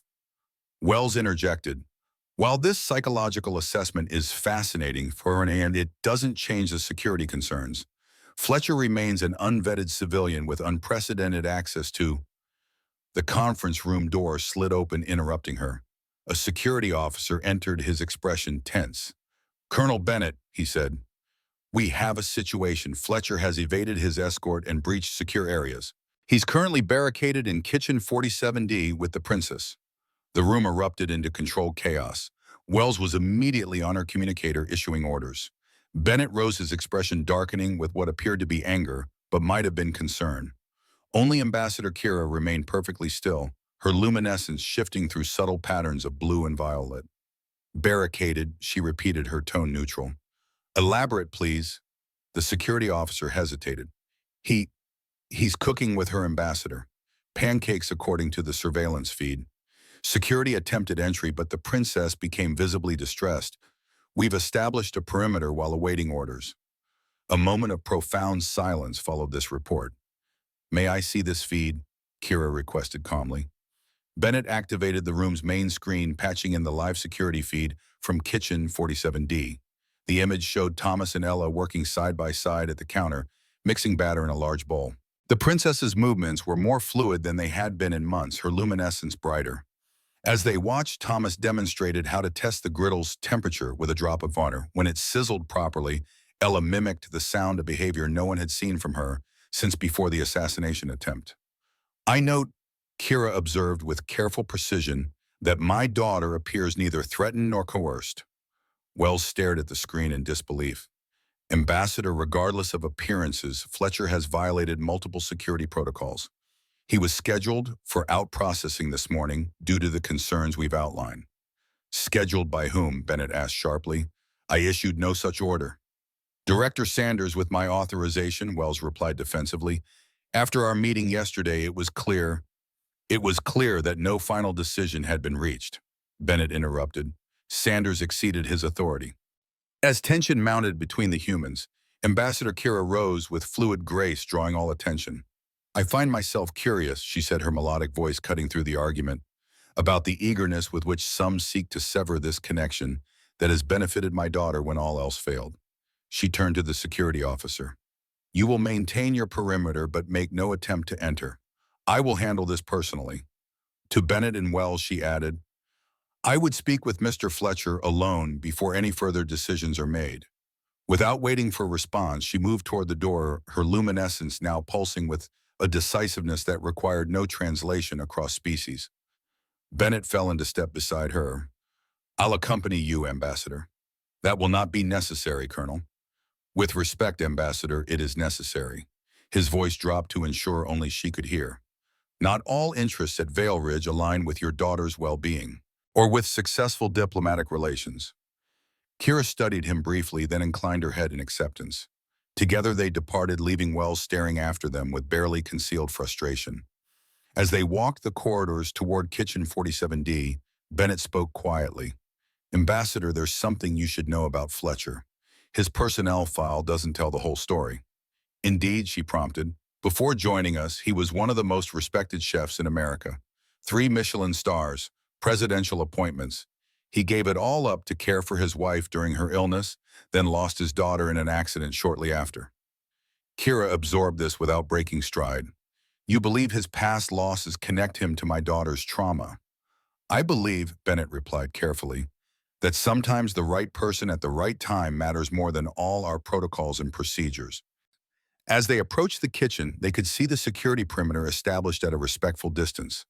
Through the viewing panel, Thomas and Ella were visible now, transferring pancake batter to the hot griddle. I would enter alone, Kira stated, not as request, but as intention. Bennett nodded. Of course, Ambassador. As the security team parted to allow her passage, Ambassador Kira paused at the threshold, observing the scene within. Her daughter, silent for so long, moved with purpose, alongside the human who had somehow broken through barriers that diplomacy and science could not. She entered quietly, the door sliding shut behind her. Thomas looked up, his expression shifting from determination to cautious respect. Ambassador, he acknowledged, spatula still in hand, I apologize for the unconventional circumstances. Do you, she inquired, moving closer to observe their work. The griddle held several small pancakes, golden brown and perfect. For the method, yes, Thomas clarified. For keeping my promise to your daughter, no. Ella, who had tensed slightly at her mother's entrance, relaxed as Kira approached the counter without interference. Using her communication device, she formed a pattern of light that danced between them. She says these are birthday pancakes, Kira translated, though Thomas had begun to recognize some simpler patterns. Though I understand it is not her birth celebration. Every new beginning deserves celebration, Thomas replied simply.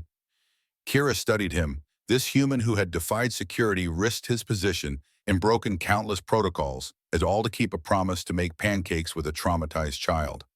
The human Sanders sought to remove you without my knowledge, she stated. Thomas nodded, flipping a pancake with practiced ease. I suspected as much. You could have left quietly, returned to your life beyond these walls. I made a promise, he repeated, glancing at Ella. Some promises matter more than rules. Ella formed another light pattern more complex than before, her luminescence brightening noticeably. Kira watched the pattern form, then turned to Thomas. My daughter says you understand because you too have known great loss, that she can taste this understanding in the food you prepare together. Thomas stilled spatula halfway to a pancake. Navali can taste emotions. In a manner of speaking, Kira confirmed. Certain neurochemical traces transfer through skin contact during food preparation. Most humans produce these in quantities too small for us to detect, but those experiencing profound emotional states, grief, joy, love, leave stronger impressions. She gestured to the pancakes sizzling on the griddle. My daughter says your food carries memories, comfort, safety, a pause, and the pain of someone who continues despite great loss. Thomas absorbed this revelation, silently understanding now why his simple food had succeeded where scientifically optimized nutrition had failed. It wasn't the ingredients or techniques, it was the emotional resonance his hands transferred to everything he prepared. The legacy of his grief for Catherine and Emma transformed into nourishment for another wounded soul. What happens now, Ambassador? He asked quietly. Kira considered the pancakes now finished and being carefully arranged on plates by her daughter. Now, Mr. Fletcher, she replied, we eat breakfast, and then we renegotiate your position within this facility. As Ella proudly presented a plate of pancakes to her mother, the first food she had offered to anyone in 8 months, Ambassador Kira's luminescence brightened to a vibrant blue-violet that required no translation across the stars. It was the universal color of hope. The morning after Thomas Fletcher's act of defiance, choosing a promise to a traumatized child over security protocols, Vale Ridge diplomatic compound hummed with an energy unlike any in its 5-year history.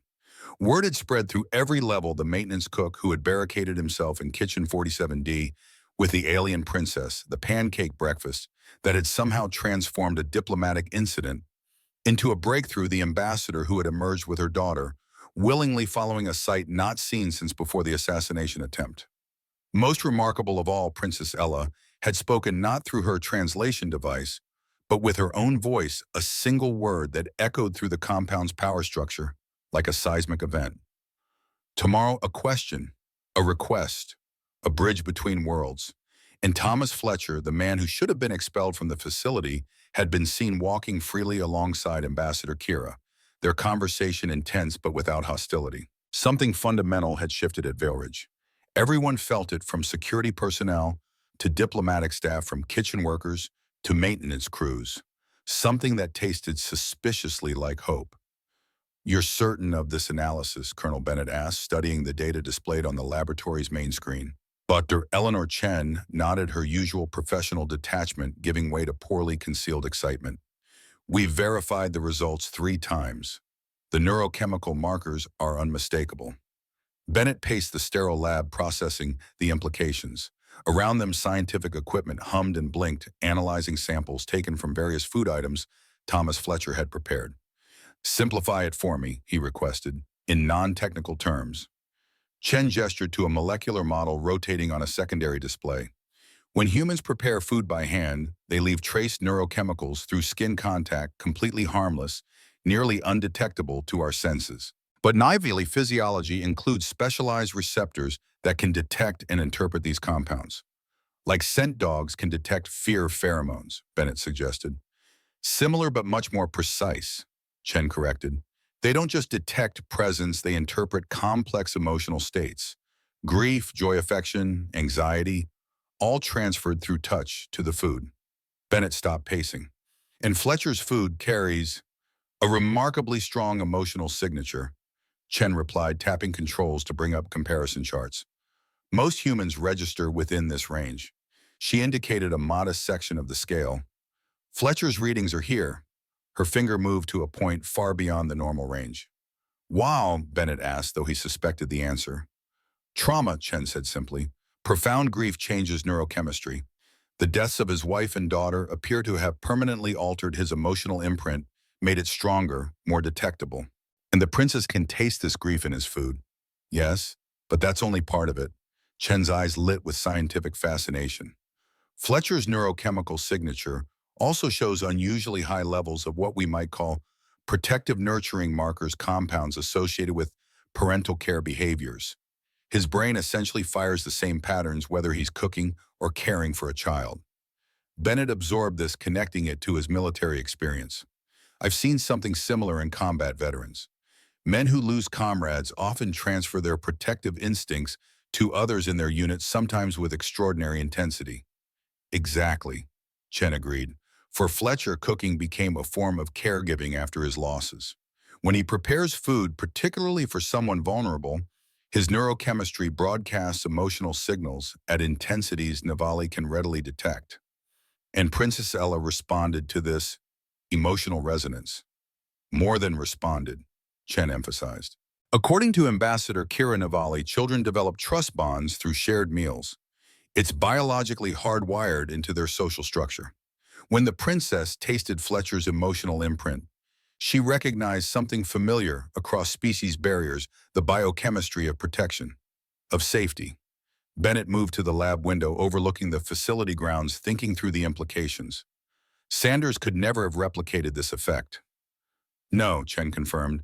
It's not about the food itself, it's about the emotional connection forged through its preparation. We could train another chef in Fletcher's exact techniques, use identical ingredients, but without his specific neurochemical signature, the princess wouldn't respond the same way. Bennett turned back to her. Who else knows about these findings? Just my team and Director Sanders. He didn't receive the news well, Chen admitted. He insisted we continue searching for a way to replicate the effect without Fletcher's involvement. Predictable, Bennett murmured. He straightened decision made. Classify these findings under diplomatic security protocols. Limited access, my authorization only.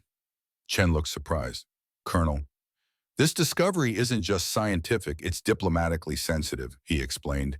If word spreads that Nivali can literally taste human emotions, it could complicate negotiations, create paranoia among diplomatic staff. For now, this remains need to know. Chen nodded slowly. Understood, Colonel. As Bennett departed the laboratory, he mentally added another piece to the increasingly complex puzzle that was Thomas Fletcher, a man whose grief had somehow transformed into a bridge between species, whose hands carried not just food, but emotional truth that transcended biological differences. A truth that some he suspected would go to great lengths to control or eliminate. Louis Sanders stood rigid before the windows of his private office, hands clasped tightly behind his back as he stared out at the mountain landscape beyond Vale Ridge's perimeter. The pristine view did nothing to soothe his mounting frustration. Behind him, Chief Diplomatic Officer Marissa Wells sat in calculated silence, allowing his anger to simmer without interruption. When he finally spoke, his voice carried the careful control of a man barely containing his rage. Fletcher should have been removed yesterday, he said without deterring. Instead, he's been granted expanded access and a formal role in the diplomatic meal program. Ambassador Kira was quite insistent, Wells replied neutrally, and Colonel Bennett supported her position. Sanders turned sharply. Bennett overstepped his authority. Security doesn't dictate diplomatic protocols. Nor does culinary affairs, Wells countered smoothly. The reality, Louis, is that we've been outmaneuvered. The princess is eating, communicating, and engaging for the first time in 8 months. No matter our concerns about Fletcher's methods, the results are difficult to argue against. Results without proper process are meaningless, Sanders insisted. We have no way to quantify, standardize, or replicate his approach. It's diplomatic malpractice. Wells studied him, her expression calculating. Is this about diplomatic standards, Louis, or about the fact that a maintenance cook succeeded where you failed? Sanders stiffened. I've devoted my career to advancing interspecies gastronomy. 5 years of pioneering research and application. Fletcher stumbled onto a lucky connection using primitive techniques that belong in the last century. And yet, Wells noted, those primitive techniques appear remarkably effective. Sanders moved to his desk, activating a secure file with a precise gesture. Dr. Chen's team has identified the mechanism behind Fletcher's success. It's a neurochemical anomaly, a result of his personal trauma, not his culinary skill. Given time, we can synthesize the relevant compounds and incorporate them into properly designed nutrition. Removing Fletcher from the equation entirely, Wells concluded, understanding his direction. Precisely. We acknowledge his accidental contribution while returning control to qualified personnel. Sanders' expression hardened. But Bennett has classified Chen's findings.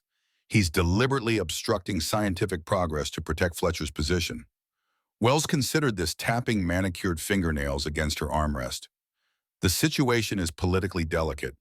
Fletcher has become something of a folk hero among the maintenance staff. There are rumors some security personnel have developed a certain respect for his defiance of protocols.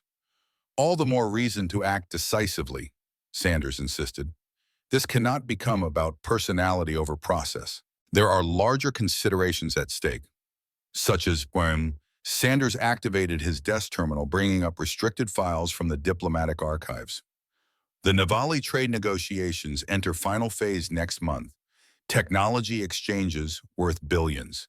Scientific advancements that could transform human medicine, energy production, even space travel. I'm aware of the stakes, Lewis. Are you? He challenged. Because right now those negotiations hinge on the whims of a traumatized child and a damaged old man cooking comfort food in a maintenance kitchen. That is not acceptable diplomatic procedure. Wells rose, approaching the desk with measured steps. What exactly are you proposing? An ultimatum, Sanders stated flatly. We present Ambassador Kira with a formal diplomatic position. Either Fletcher transitions his methodology to properly train personnel within the official culinary framework, or we recommend pausing technology exchange negotiations pending a full security review. Wells stilled. That's extreme. Bennett would never support such leverage. Bennett isn't required to, Sanders countered. As culinary director, I can declare a food safety protocol violation that requires immediate intervention. As chief diplomatic officer, you can raise concerns about procedural irregularities threatening negotiation integrity. Together, we have sufficient authority to force the issue. A lengthy silence followed as Wells weighed the proposal. If this backfires, she finally said, our positions could become untenable. And if we do nothing, Sanders replied, we establish a dangerous precedent that could undermine 5 years of carefully constructed diplomatic infrastructure. One man's emotional connection with the princess cannot dictate interspecies relations. Wells studied Sanders, recognizing the ambition beneath his professional veneer. Yet his concerns, however personally motivated, aligned with her own belief in structured diplomacy. Draft the formal notice, she decided. I'll review it before we present it to the ambassador. Sanders' expression remained neutral, though satisfaction flickered briefly in his eyes. Of course, we're simply protecting the integrity of the diplomatic mission. As Wells departed, Sanders returned to the window, gazing at the mountains with renewed determination. Thomas Fletcher had become more than an irritation. He had become an obstacle to everything Sanders had built. An obstacle that would need to be removed one way or another. Kitchen 47D had undergone a transformation. No longer the forgotten utility space of maintenance staff, it now housed a curious blend of Earth and Navali equipment. Standard cooking implements shared counter space with sleek, luminescent Navali food preparation tools that seemed to pulse with subtle energy. Refrigeration units contained ingredients from both worlds, carefully labeled and organized. In the center of this cultural fusion, Thomas Fletcher worked alongside Princess Ella, their movements falling into natural rhythm as they prepared the day's lesson. The key to proper dough, Thomas explained, demonstrating the kneading technique, is patience. You can't rush it. The gluten needs time to develop properly. Ella watched attentively, her dark eyes following his hands as they worked the dough with practiced precision. After observing for several moments, she reached for her own portion and began mimicking his movements, her slender fingers with their additional joint providing unexpected dexterity. Good, Thomas nodded approvingly. You have a natural touch for this. The princess's luminescence brightened slightly, the Navali equivalent of a pleased smile. The door slid open and Ambassador Kira entered, accompanied by Colonel Bennett. Both paused to observe the scene before them, the human veteran and the alien child flower dusting their hands, working side by side in comfortable silence. Mr. Fletcher, Kira greeted him, her melodic voice carrying its usual formal cadence. I see today's lesson progresses well. Thomas straightened, wiping his hands on a towel. Ambassador Colonel, Princess Ella is learning the basics of bread making. She has remarkable aptitude. Ella looked up at the mention of her name, her luminescence pulsing briefly with what Thomas had learned to recognize as pride. I wonder if we might speak privately. Kira requested, her tone revealing nothing of the conversation's nature. Thomas nodded, turning to Ella. Keep working the dough just like I showed you. I'll be back shortly. The princess formed a simple affirmative pattern with her communication device, returning her attention to the dough with focused determination. Thomas followed Kieran and Bennett to a small adjacent room that had been converted into an informal meeting space. Once the door closed behind them, the ambassador's formal demeanor shifted subtly. There has been a development, she began without preamble. Director Sanders and Chief Wells have presented a formal diplomatic notice regarding your role in my daughter's nutrition program. Thomas absorbed this without visible reaction, though inwardly he was unsurprised. I see. Bennett stepped forward. They're essentially demanding your methods be transferred to officially sanctioned personnel within their departmental framework. They've implied that refusal could impact upcoming technology exchange negotiations. Diplomatic blackmail, Thomas observed quietly. A forceful negotiating position, Kira corrected, though her tone suggested she viewed it similarly. Thomas considered this, understanding the implications. His unexpected connection with Ella had become a chess piece in a larger political game, one with stakes far beyond a single child's well-being. What would this transfer entail, he asked. You would document all recipes and techniques, Bennett explained. Train selected culinary staff in your methods. Gradually reduce your direct involvement as they assume responsibility. And Princess Ella, has anyone consulted her preferences in this diplomatic maneuvering? Kira's luminescence shifted to deeper blue tones. My daughter's well-being remains my primary concern, Mr. Fletcher. I would not have allowed this discussion if I believed Sanders' proposal served her interests. Thomas nodded, acknowledging the unspoken alliance. So what happens now? Officially, Bennett said, we're considering their proposal and will respond within 48 hours. Unofficially, Barso, he glanced at Kira, who inclined her head slightly in permission. Unofficially, Bennett continued, we've learned something that changes the equation. Dr. Chen's team has identified why your cooking specifically resonates with the princess. It's neurochemical emotional markers transferred through skin contact during food preparation, markers the Navali can detect. Thomas absorbed this confirmation of what Kira had previously suggested. You're saying she can literally taste my emotions in the food. Not just emotions, Kira clarified. Intention, protection, safety. She paused, choosing her words carefully. My daughter lost these feelings after witnessing violence directed at me. You have unknowingly been providing what her biology requires to rebuild trust. Which is why Sanders' plan would fail, Bennett added. It's not about the recipes or techniques, it's about you specifically. Thomas understood the unspoken conclusion, making me a diplomatic asset they can't easily replace, and a potential target for those who see your influence as problematic, Bennett confirmed grimly. Kira moved closer, her luminescence shifting to convey intensity. I have proposed an alternative solution, one that honors both diplomatic necessities and my daughter's needs. I'm listening, Thomas said. You would be formally appointed as cultural culinary liaison, she explained. A new position bridging human and Navali food traditions. You would continue working directly with my daughter while also developing a training program incorporating your methodology. Not to replace you, but to expand understanding between our species.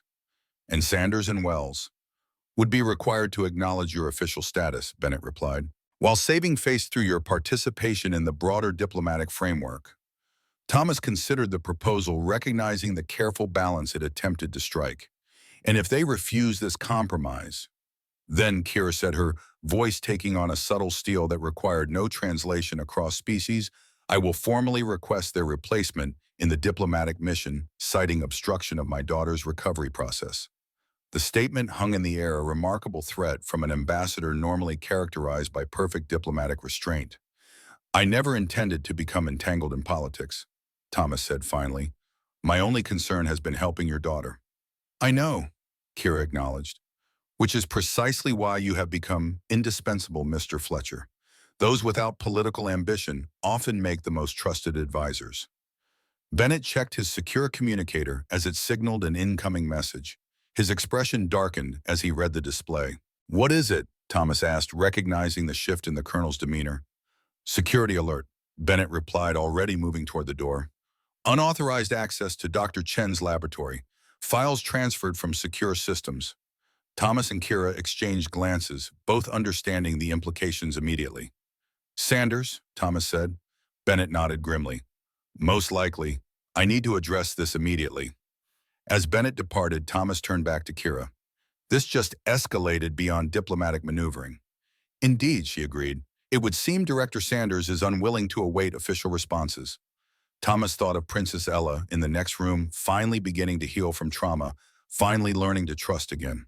What do you need from me, Ambassador? Kira studied him with those unfathomable dark eyes. Continue teaching my daughter, Mr. Fletcher. Everything else is diplomatic noise. Thomas nodded, understanding the truth beneath her formal language. In the complex dance of interspecies politics, Ella's well-being remained the center point around which everything else revolved. The bread should be ready for its first rise, he said simply. Together they returned to the kitchen, where Ella looked up expectantly, her hands still working the dough with newfound confidence. That evening, as shift change brought momentary quiet to Valeridge's quarters, Thomas returned to his quarters after another successful session with Princess Ella. The bread they had prepared together would finish baking in the morning, a lesson in patience that the princess had accepted with unexpected grace. He sensed the presence in his room before the door fully opened, military instincts that had saved his life in combat zones now triggering quiet alarm. Thomas paused on the threshold, scanning the dimly lit space with practiced efficiency. "You can come in, Mr. Fletcher," said Lewis Sanders, seated at the small table in the center of the room. "We're overdue for a conversation." Thomas entered cautiously, allowing the door to close behind him. "Most people request meetings through proper channels, Director." Sanders smiled thinly. "Most situations follow proper channels. Ours has long since departed from standard procedure, wouldn't you agree?" Thomas remained standing, maintaining tactical distance close enough to respond, if necessary, far enough to have reaction time. "What can I do for you?" "You can step aside," Sanders replied bluntly. "Gracefully, with dignity, acknowledge your contribution while recognizing that proper diplomatic progress requires structured systems, not personal connections." "At the expense of Princess Ella's recovery," Thomas observed. Sanders waved dismissively. "The princess will adapt. Children are remarkably resilient, even alien ones. What matters is the bigger picture, the scientific and diplomatic framework we've spent years constructing. The framework that failed her for 8 months." A flash of irritation crossed Sanders' face before he controlled it. "Initial setbacks are part of any pioneering endeavor. We would have developed appropriate solutions eventually." "Eventually," Thomas repeated, while a traumatized child continued suffering. Sanders rose abruptly. "Don't pretend this is about the child, Fletcher. This is about you finding purpose after personal tragedy, using her to fill the void left by your daughter." The calculated cruelty of the statement hung in the air between them. Thomas absorbed it without visible reaction, though something cold and focused settled behind his eyes, the combat readiness that had once made him effective in environments where emotional control meant survival. "You accessed Dr. Chen's restricted files," Thomas said, changing direction. "Violated security protocols." Sanders faltered, momentarily surprised by Thomas's knowledge. "Information critical to diplomatic nutrition should never have been classified. I merely corrected an oversight." "And what do you intend to do with that information?" "What should have been done from the beginning," Sanders replied, regaining confidence. "Synthesize the neurochemical compounds your traumatized psyche produces naturally. Incorporate them into properly designed nutritional programs. Remove the unpredictable human element from the equation entirely." Thomas considered this with military assessment of threats and possibilities. "You believe you can artificially recreate what happens naturally between the princess and me?" "Science can replicate any natural process once properly understood," Sanders declared with absolute certainty. "Your accidental connection will be documented, analyzed, and improved upon. That's how progress functions. And if you're wrong, if what passes between us can't be synthesized in a laboratory," Sanders straightened, smoothing his immaculate jacket, "then alternative measures will be implemented. The princess cannot be allowed to form dependency on a single individual, particularly one without proper qualification or clearance." The implied threat remained unspoken but clear. Thomas recognized in Sanders something he had encountered in combat zones, the dangerous certainty of a man who believed his mission justified any means necessary.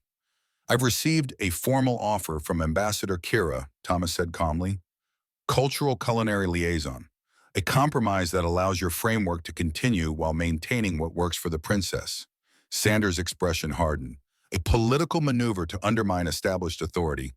It won't stand. It has Colonel Bennett's full support." "Bennett is a soldier playing at diplomacy," Sanders dismissed. "He doesn't understand the scientific implications." Thomas took a measured step forward. "What exactly are you proposing, Director?" Sanders matched his directness. 24 hours to announce your voluntary withdrawal from the princess's nutrition program. Cite personal reasons, health concerns, whatever preserves your dignity. Transfer your methodology to my team. Return to your maintenance duties or accept reassignment off compound. Either way, you remove yourself from diplomatic operations permanently. And if I decline, then I activate contingency measures, Sanders replied coldly. Your security clearance will be reviewed based on psychological instability concerns. Your history of trauma and recent erratic behavior provides sufficient grounds. During review, all access to diplomatic personnel is automatically suspended, including the princess. Thomas recognized the strategy, bureaucratic maneuvering that would effectively accomplish Sanders' goal regardless of eventual findings. By the time any review concluded, the princess would have been separated from him long enough to potentially trigger regression. That would harm Princess Ella, Thomas stated simply.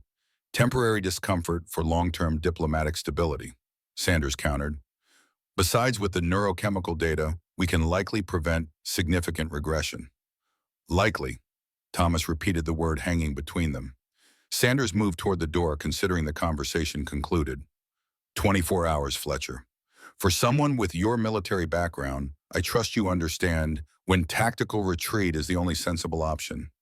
As Sanders departed, Thomas remained motionless, processing the encounter with a strategic assessment of his special forces training. Sanders had made a critical error, the error of believing that Thomas's primary motivation was self-interest or pride.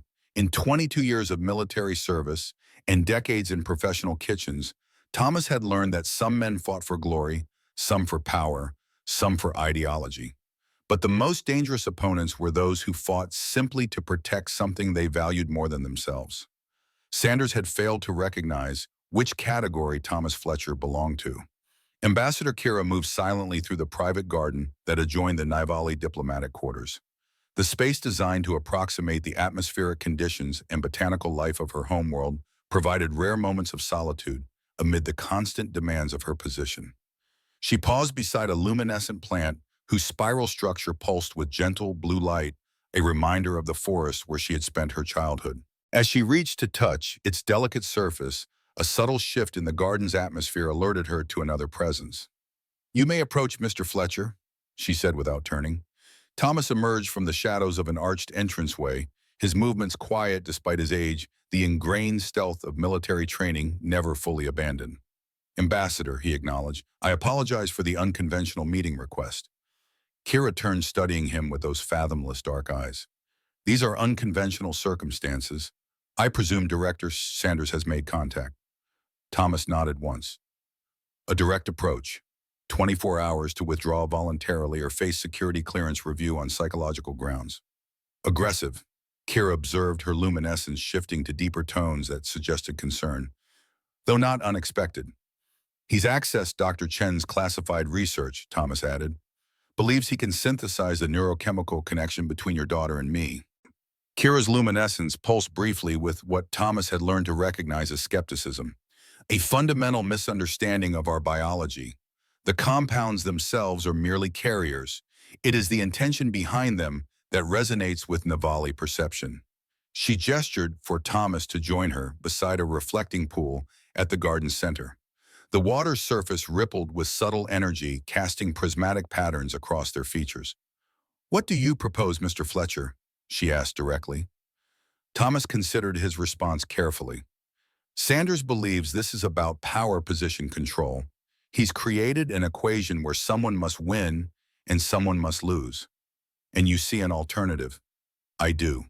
Thomas met her gaze steadily. "We give him what he wants officially." Kira's head tilted slightly, an expression of curiosity common to both their species. "Elaborate, please." "I accept the cultural culinary liaison position with a specific modification. I become part of Sanders' official framework, technically under his departmental authority. He maintains face control and credit for resolving the situation. While you continue working directly with my daughter," Kira surmised, grasping his strategy. Thomas nodded. "Exactly. Sanders gets what he needs politically. Princess Ella gets what she needs emotionally. The diplomatic mission continues without disruption." "And you, Mr. Fletcher? What do you receive in this arrangement?" Thomas looked out across the alien garden, its strange beauty somehow familiar in its essential purpose, life adapting to create harmony. I get to keep a promise, he said simply, to help a child heal, to use what I know about grief and recovery to make a difference. He paused, the kind of difference I couldn't make for my own daughter. Kira studied him in silence, her luminescence shifting through subtle patterns that conveyed contemplation beyond human perception. There is wisdom in your approach, she acknowledged finally. Sanders receives the appearance of victory while we secure the substance of what matters. He'll still insist on developing synthetic alternatives, Thomas cautioned. Let him, Kira replied with unexpected directness. Such efforts are destined to demonstrate precisely what we already know, that connection cannot be manufactured in laboratories. She moved closer, her luminescence intensifying. There is something you should understand about Navali, Mr. Fletcher. Despite our technological advancements, we have never abandoned the fundamental truth that sustenance is more than biological function. It is relationship, history, continuity. What you provide my daughter is not merely emotional compounds. It is authentic presence. This cannot be synthesized. Thomas nodded, understanding the deeper resonance between his intuitive approach and Nivali cultural values. I'll speak with Colonel Bennett, he said, draft the necessary modifications to the liaison position.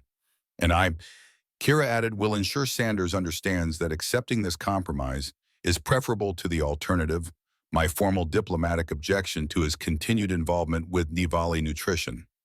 As they reached agreement, a soft chime sounded through the garden, the Nivali equivalent of a time notification.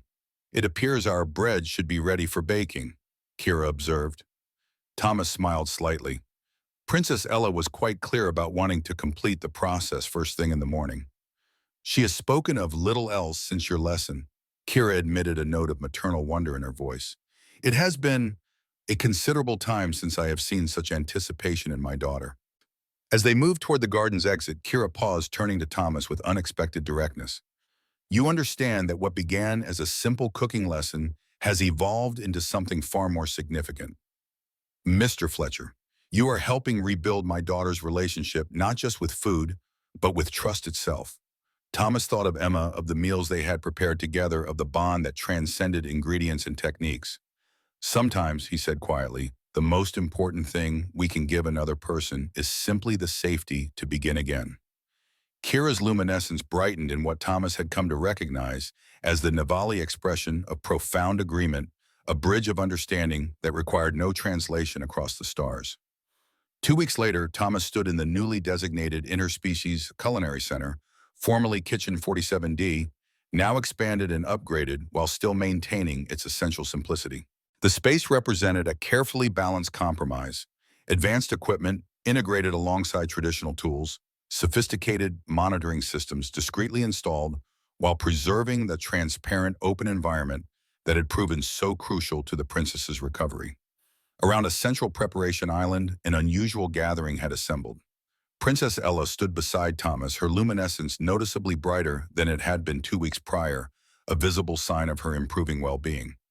Ambassador Kira observed from a respectful distance along with Colonel Bennett and several diplomatic staff. And at the far end, maintaining professional composure despite evident tension, stood Louis Sanders. Today, Thomas began addressing the assembled group. Princess Ella will demonstrate a traditional Earth recipe she has mastered alongside a Nivali preparation she has offered to teach in return. Ella's luminescence pulsed with what Thomas now recognized as anticipation mixed with pride. In the weeks since their first grilled cheese sandwich, she had progressed from tentative participation to genuine enthusiasm, her communication expanding from gesture to occasional spoken words, though she still relied primarily on her light-patterned device for complex thoughts. Sanders stepped forward, his demeanor coolly professional. As culinary director overseeing the Interspecies Nutrition Program, I'll be documenting today's demonstration for our official archives, with particular attention to methodology transfer techniques. The statement carried its underlying message clearly. Sanders had accepted the compromise arrangement while still asserting his authority and continuing his quest to systematize what Thomas offered naturally. Of course, Director, Thomas acknowledged with equal professionalism. Princess Ella has prepared detailed notes on both preparations. Ella activated her communication device, forming a pattern that Kira translated for the others. The Earth dish connects to Thomas's heritage and memoir. The Navali dish connects to mine. Together, they form understanding. Sanders's expression flickered briefly, a momentary crack in his professional veneer, as he confronted the simple wisdom from a child that somehow transcended his years of scientific methodology. As Ella began her demonstration, confidently preparing a classic apple pie from Thomas's family recipe, the atmosphere in the kitchen gradually transformed. The tension between competing agendas and diplomatic maneuvering faded beneath the simple power of shared creation. Even Sanders found himself drawn into the process, his scientific curiosity engaged by the princess's evident mastery of techniques she had learned in mere weeks. When she transitioned to the Navali preparation, a luminescent, spiral-formed nutrient structure called Shalran that pulsed with subtle energy as she shaped it, the humans in the room watched with genuine fascination. Thomas assisted where needed, having learned the basics of Navali food handling during their private sessions. The key, Ella explained in her still halting English, the words carefully formed, is intention. The hands must speak truth to the food. It was the longest sentence she had spoken aloud since the assassination attempt. Ambassador Kira's luminescence flared briefly with what required no translation, maternal pride.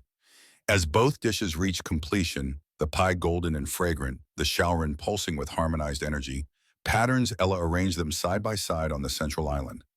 Not separate cultural artifacts, but complementary creations. In my culture, Thomas explained to the assembled group, sharing food has always been about more than sustenance. It's about community, connection, belonging. In Navali understanding, Kira added, the sharing of prepared nutrition creates bonds that transcend biological necessity. It is the foundation of trust between individuals and communities.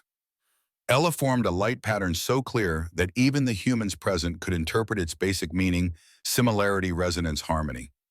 As they shared the meal together, humans experiencing the subtle energy resonance of Nivali food ambassador Kira and Ella, tasting the warmth and comfort of Earth tradition, something remarkable happened.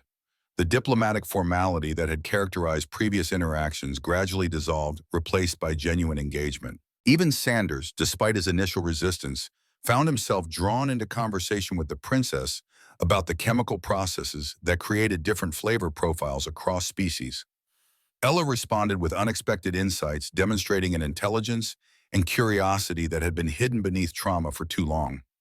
Thomas observed this transformation, quietly recognizing it as something beyond political compromise or diplomatic strategy. What happened in this kitchen was the true foundation of connection between different worlds, not formal treaties or technology exchanges, but the simple, profound act of preparing food with care and sharing it with others.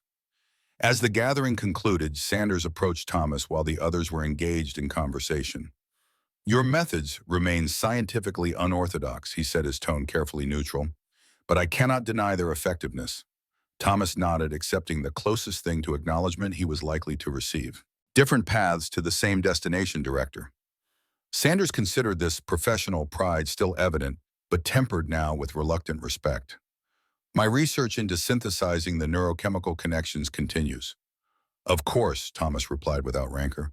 Knowledge is always worth pursuing, even if some connections can't be replicated in laboratories. Thomas glanced toward Ella, now animatedly describing something to Colonel Bennett using both spoken words and light patterns. Especially then, he said quietly, it reminds us that science has limits, that some things remain wonderfully, essentially human. Sanders departed without further comment, but Thomas noted a subtle shift in his demeanor, not surrender, but perhaps the beginning of understanding. Ambassador Kira approached her luminescence, conveying what Thomas had learned to interpret as contemplative satisfaction. You have achieved something remarkable, Mr. Fletcher, she observed. Not just with my daughter, but within our broader diplomatic framework. Thomas shook his head slightly. I just made a sandwich, Ambassador. Everything else happened naturally. Perhaps, Kira replied, her melodic voice carrying gentle amusement. That is precisely the point. What happens naturally between beings of goodwill often surpasses what can be engineered through protocol. As the others filed out, Princess Ella remained behind, carefully cleaning the preparation surfaces as Thomas had taught her. When they were alone, she approached him, activating her communication device. The pattern she formed was new, complex, yet somehow familiar in its essential meaning. Thomas looked to her for clarification. Family, she said aloud, her voice soft but clear. Not by birth, by choice, Utfi. Thomas felt something shift within him, a door long closed opening, just a fraction wider. Not replacing what he had lost, but creating space for something new. Yes, he agreed simply. By choice. Outside the kitchen windows, the Colorado mountains stood eternal against the deepening evening sky, while inside a human chef and an alien child continued their work side by side, their hands speaking truth to the food-building bridges across the stars, one meal at a time.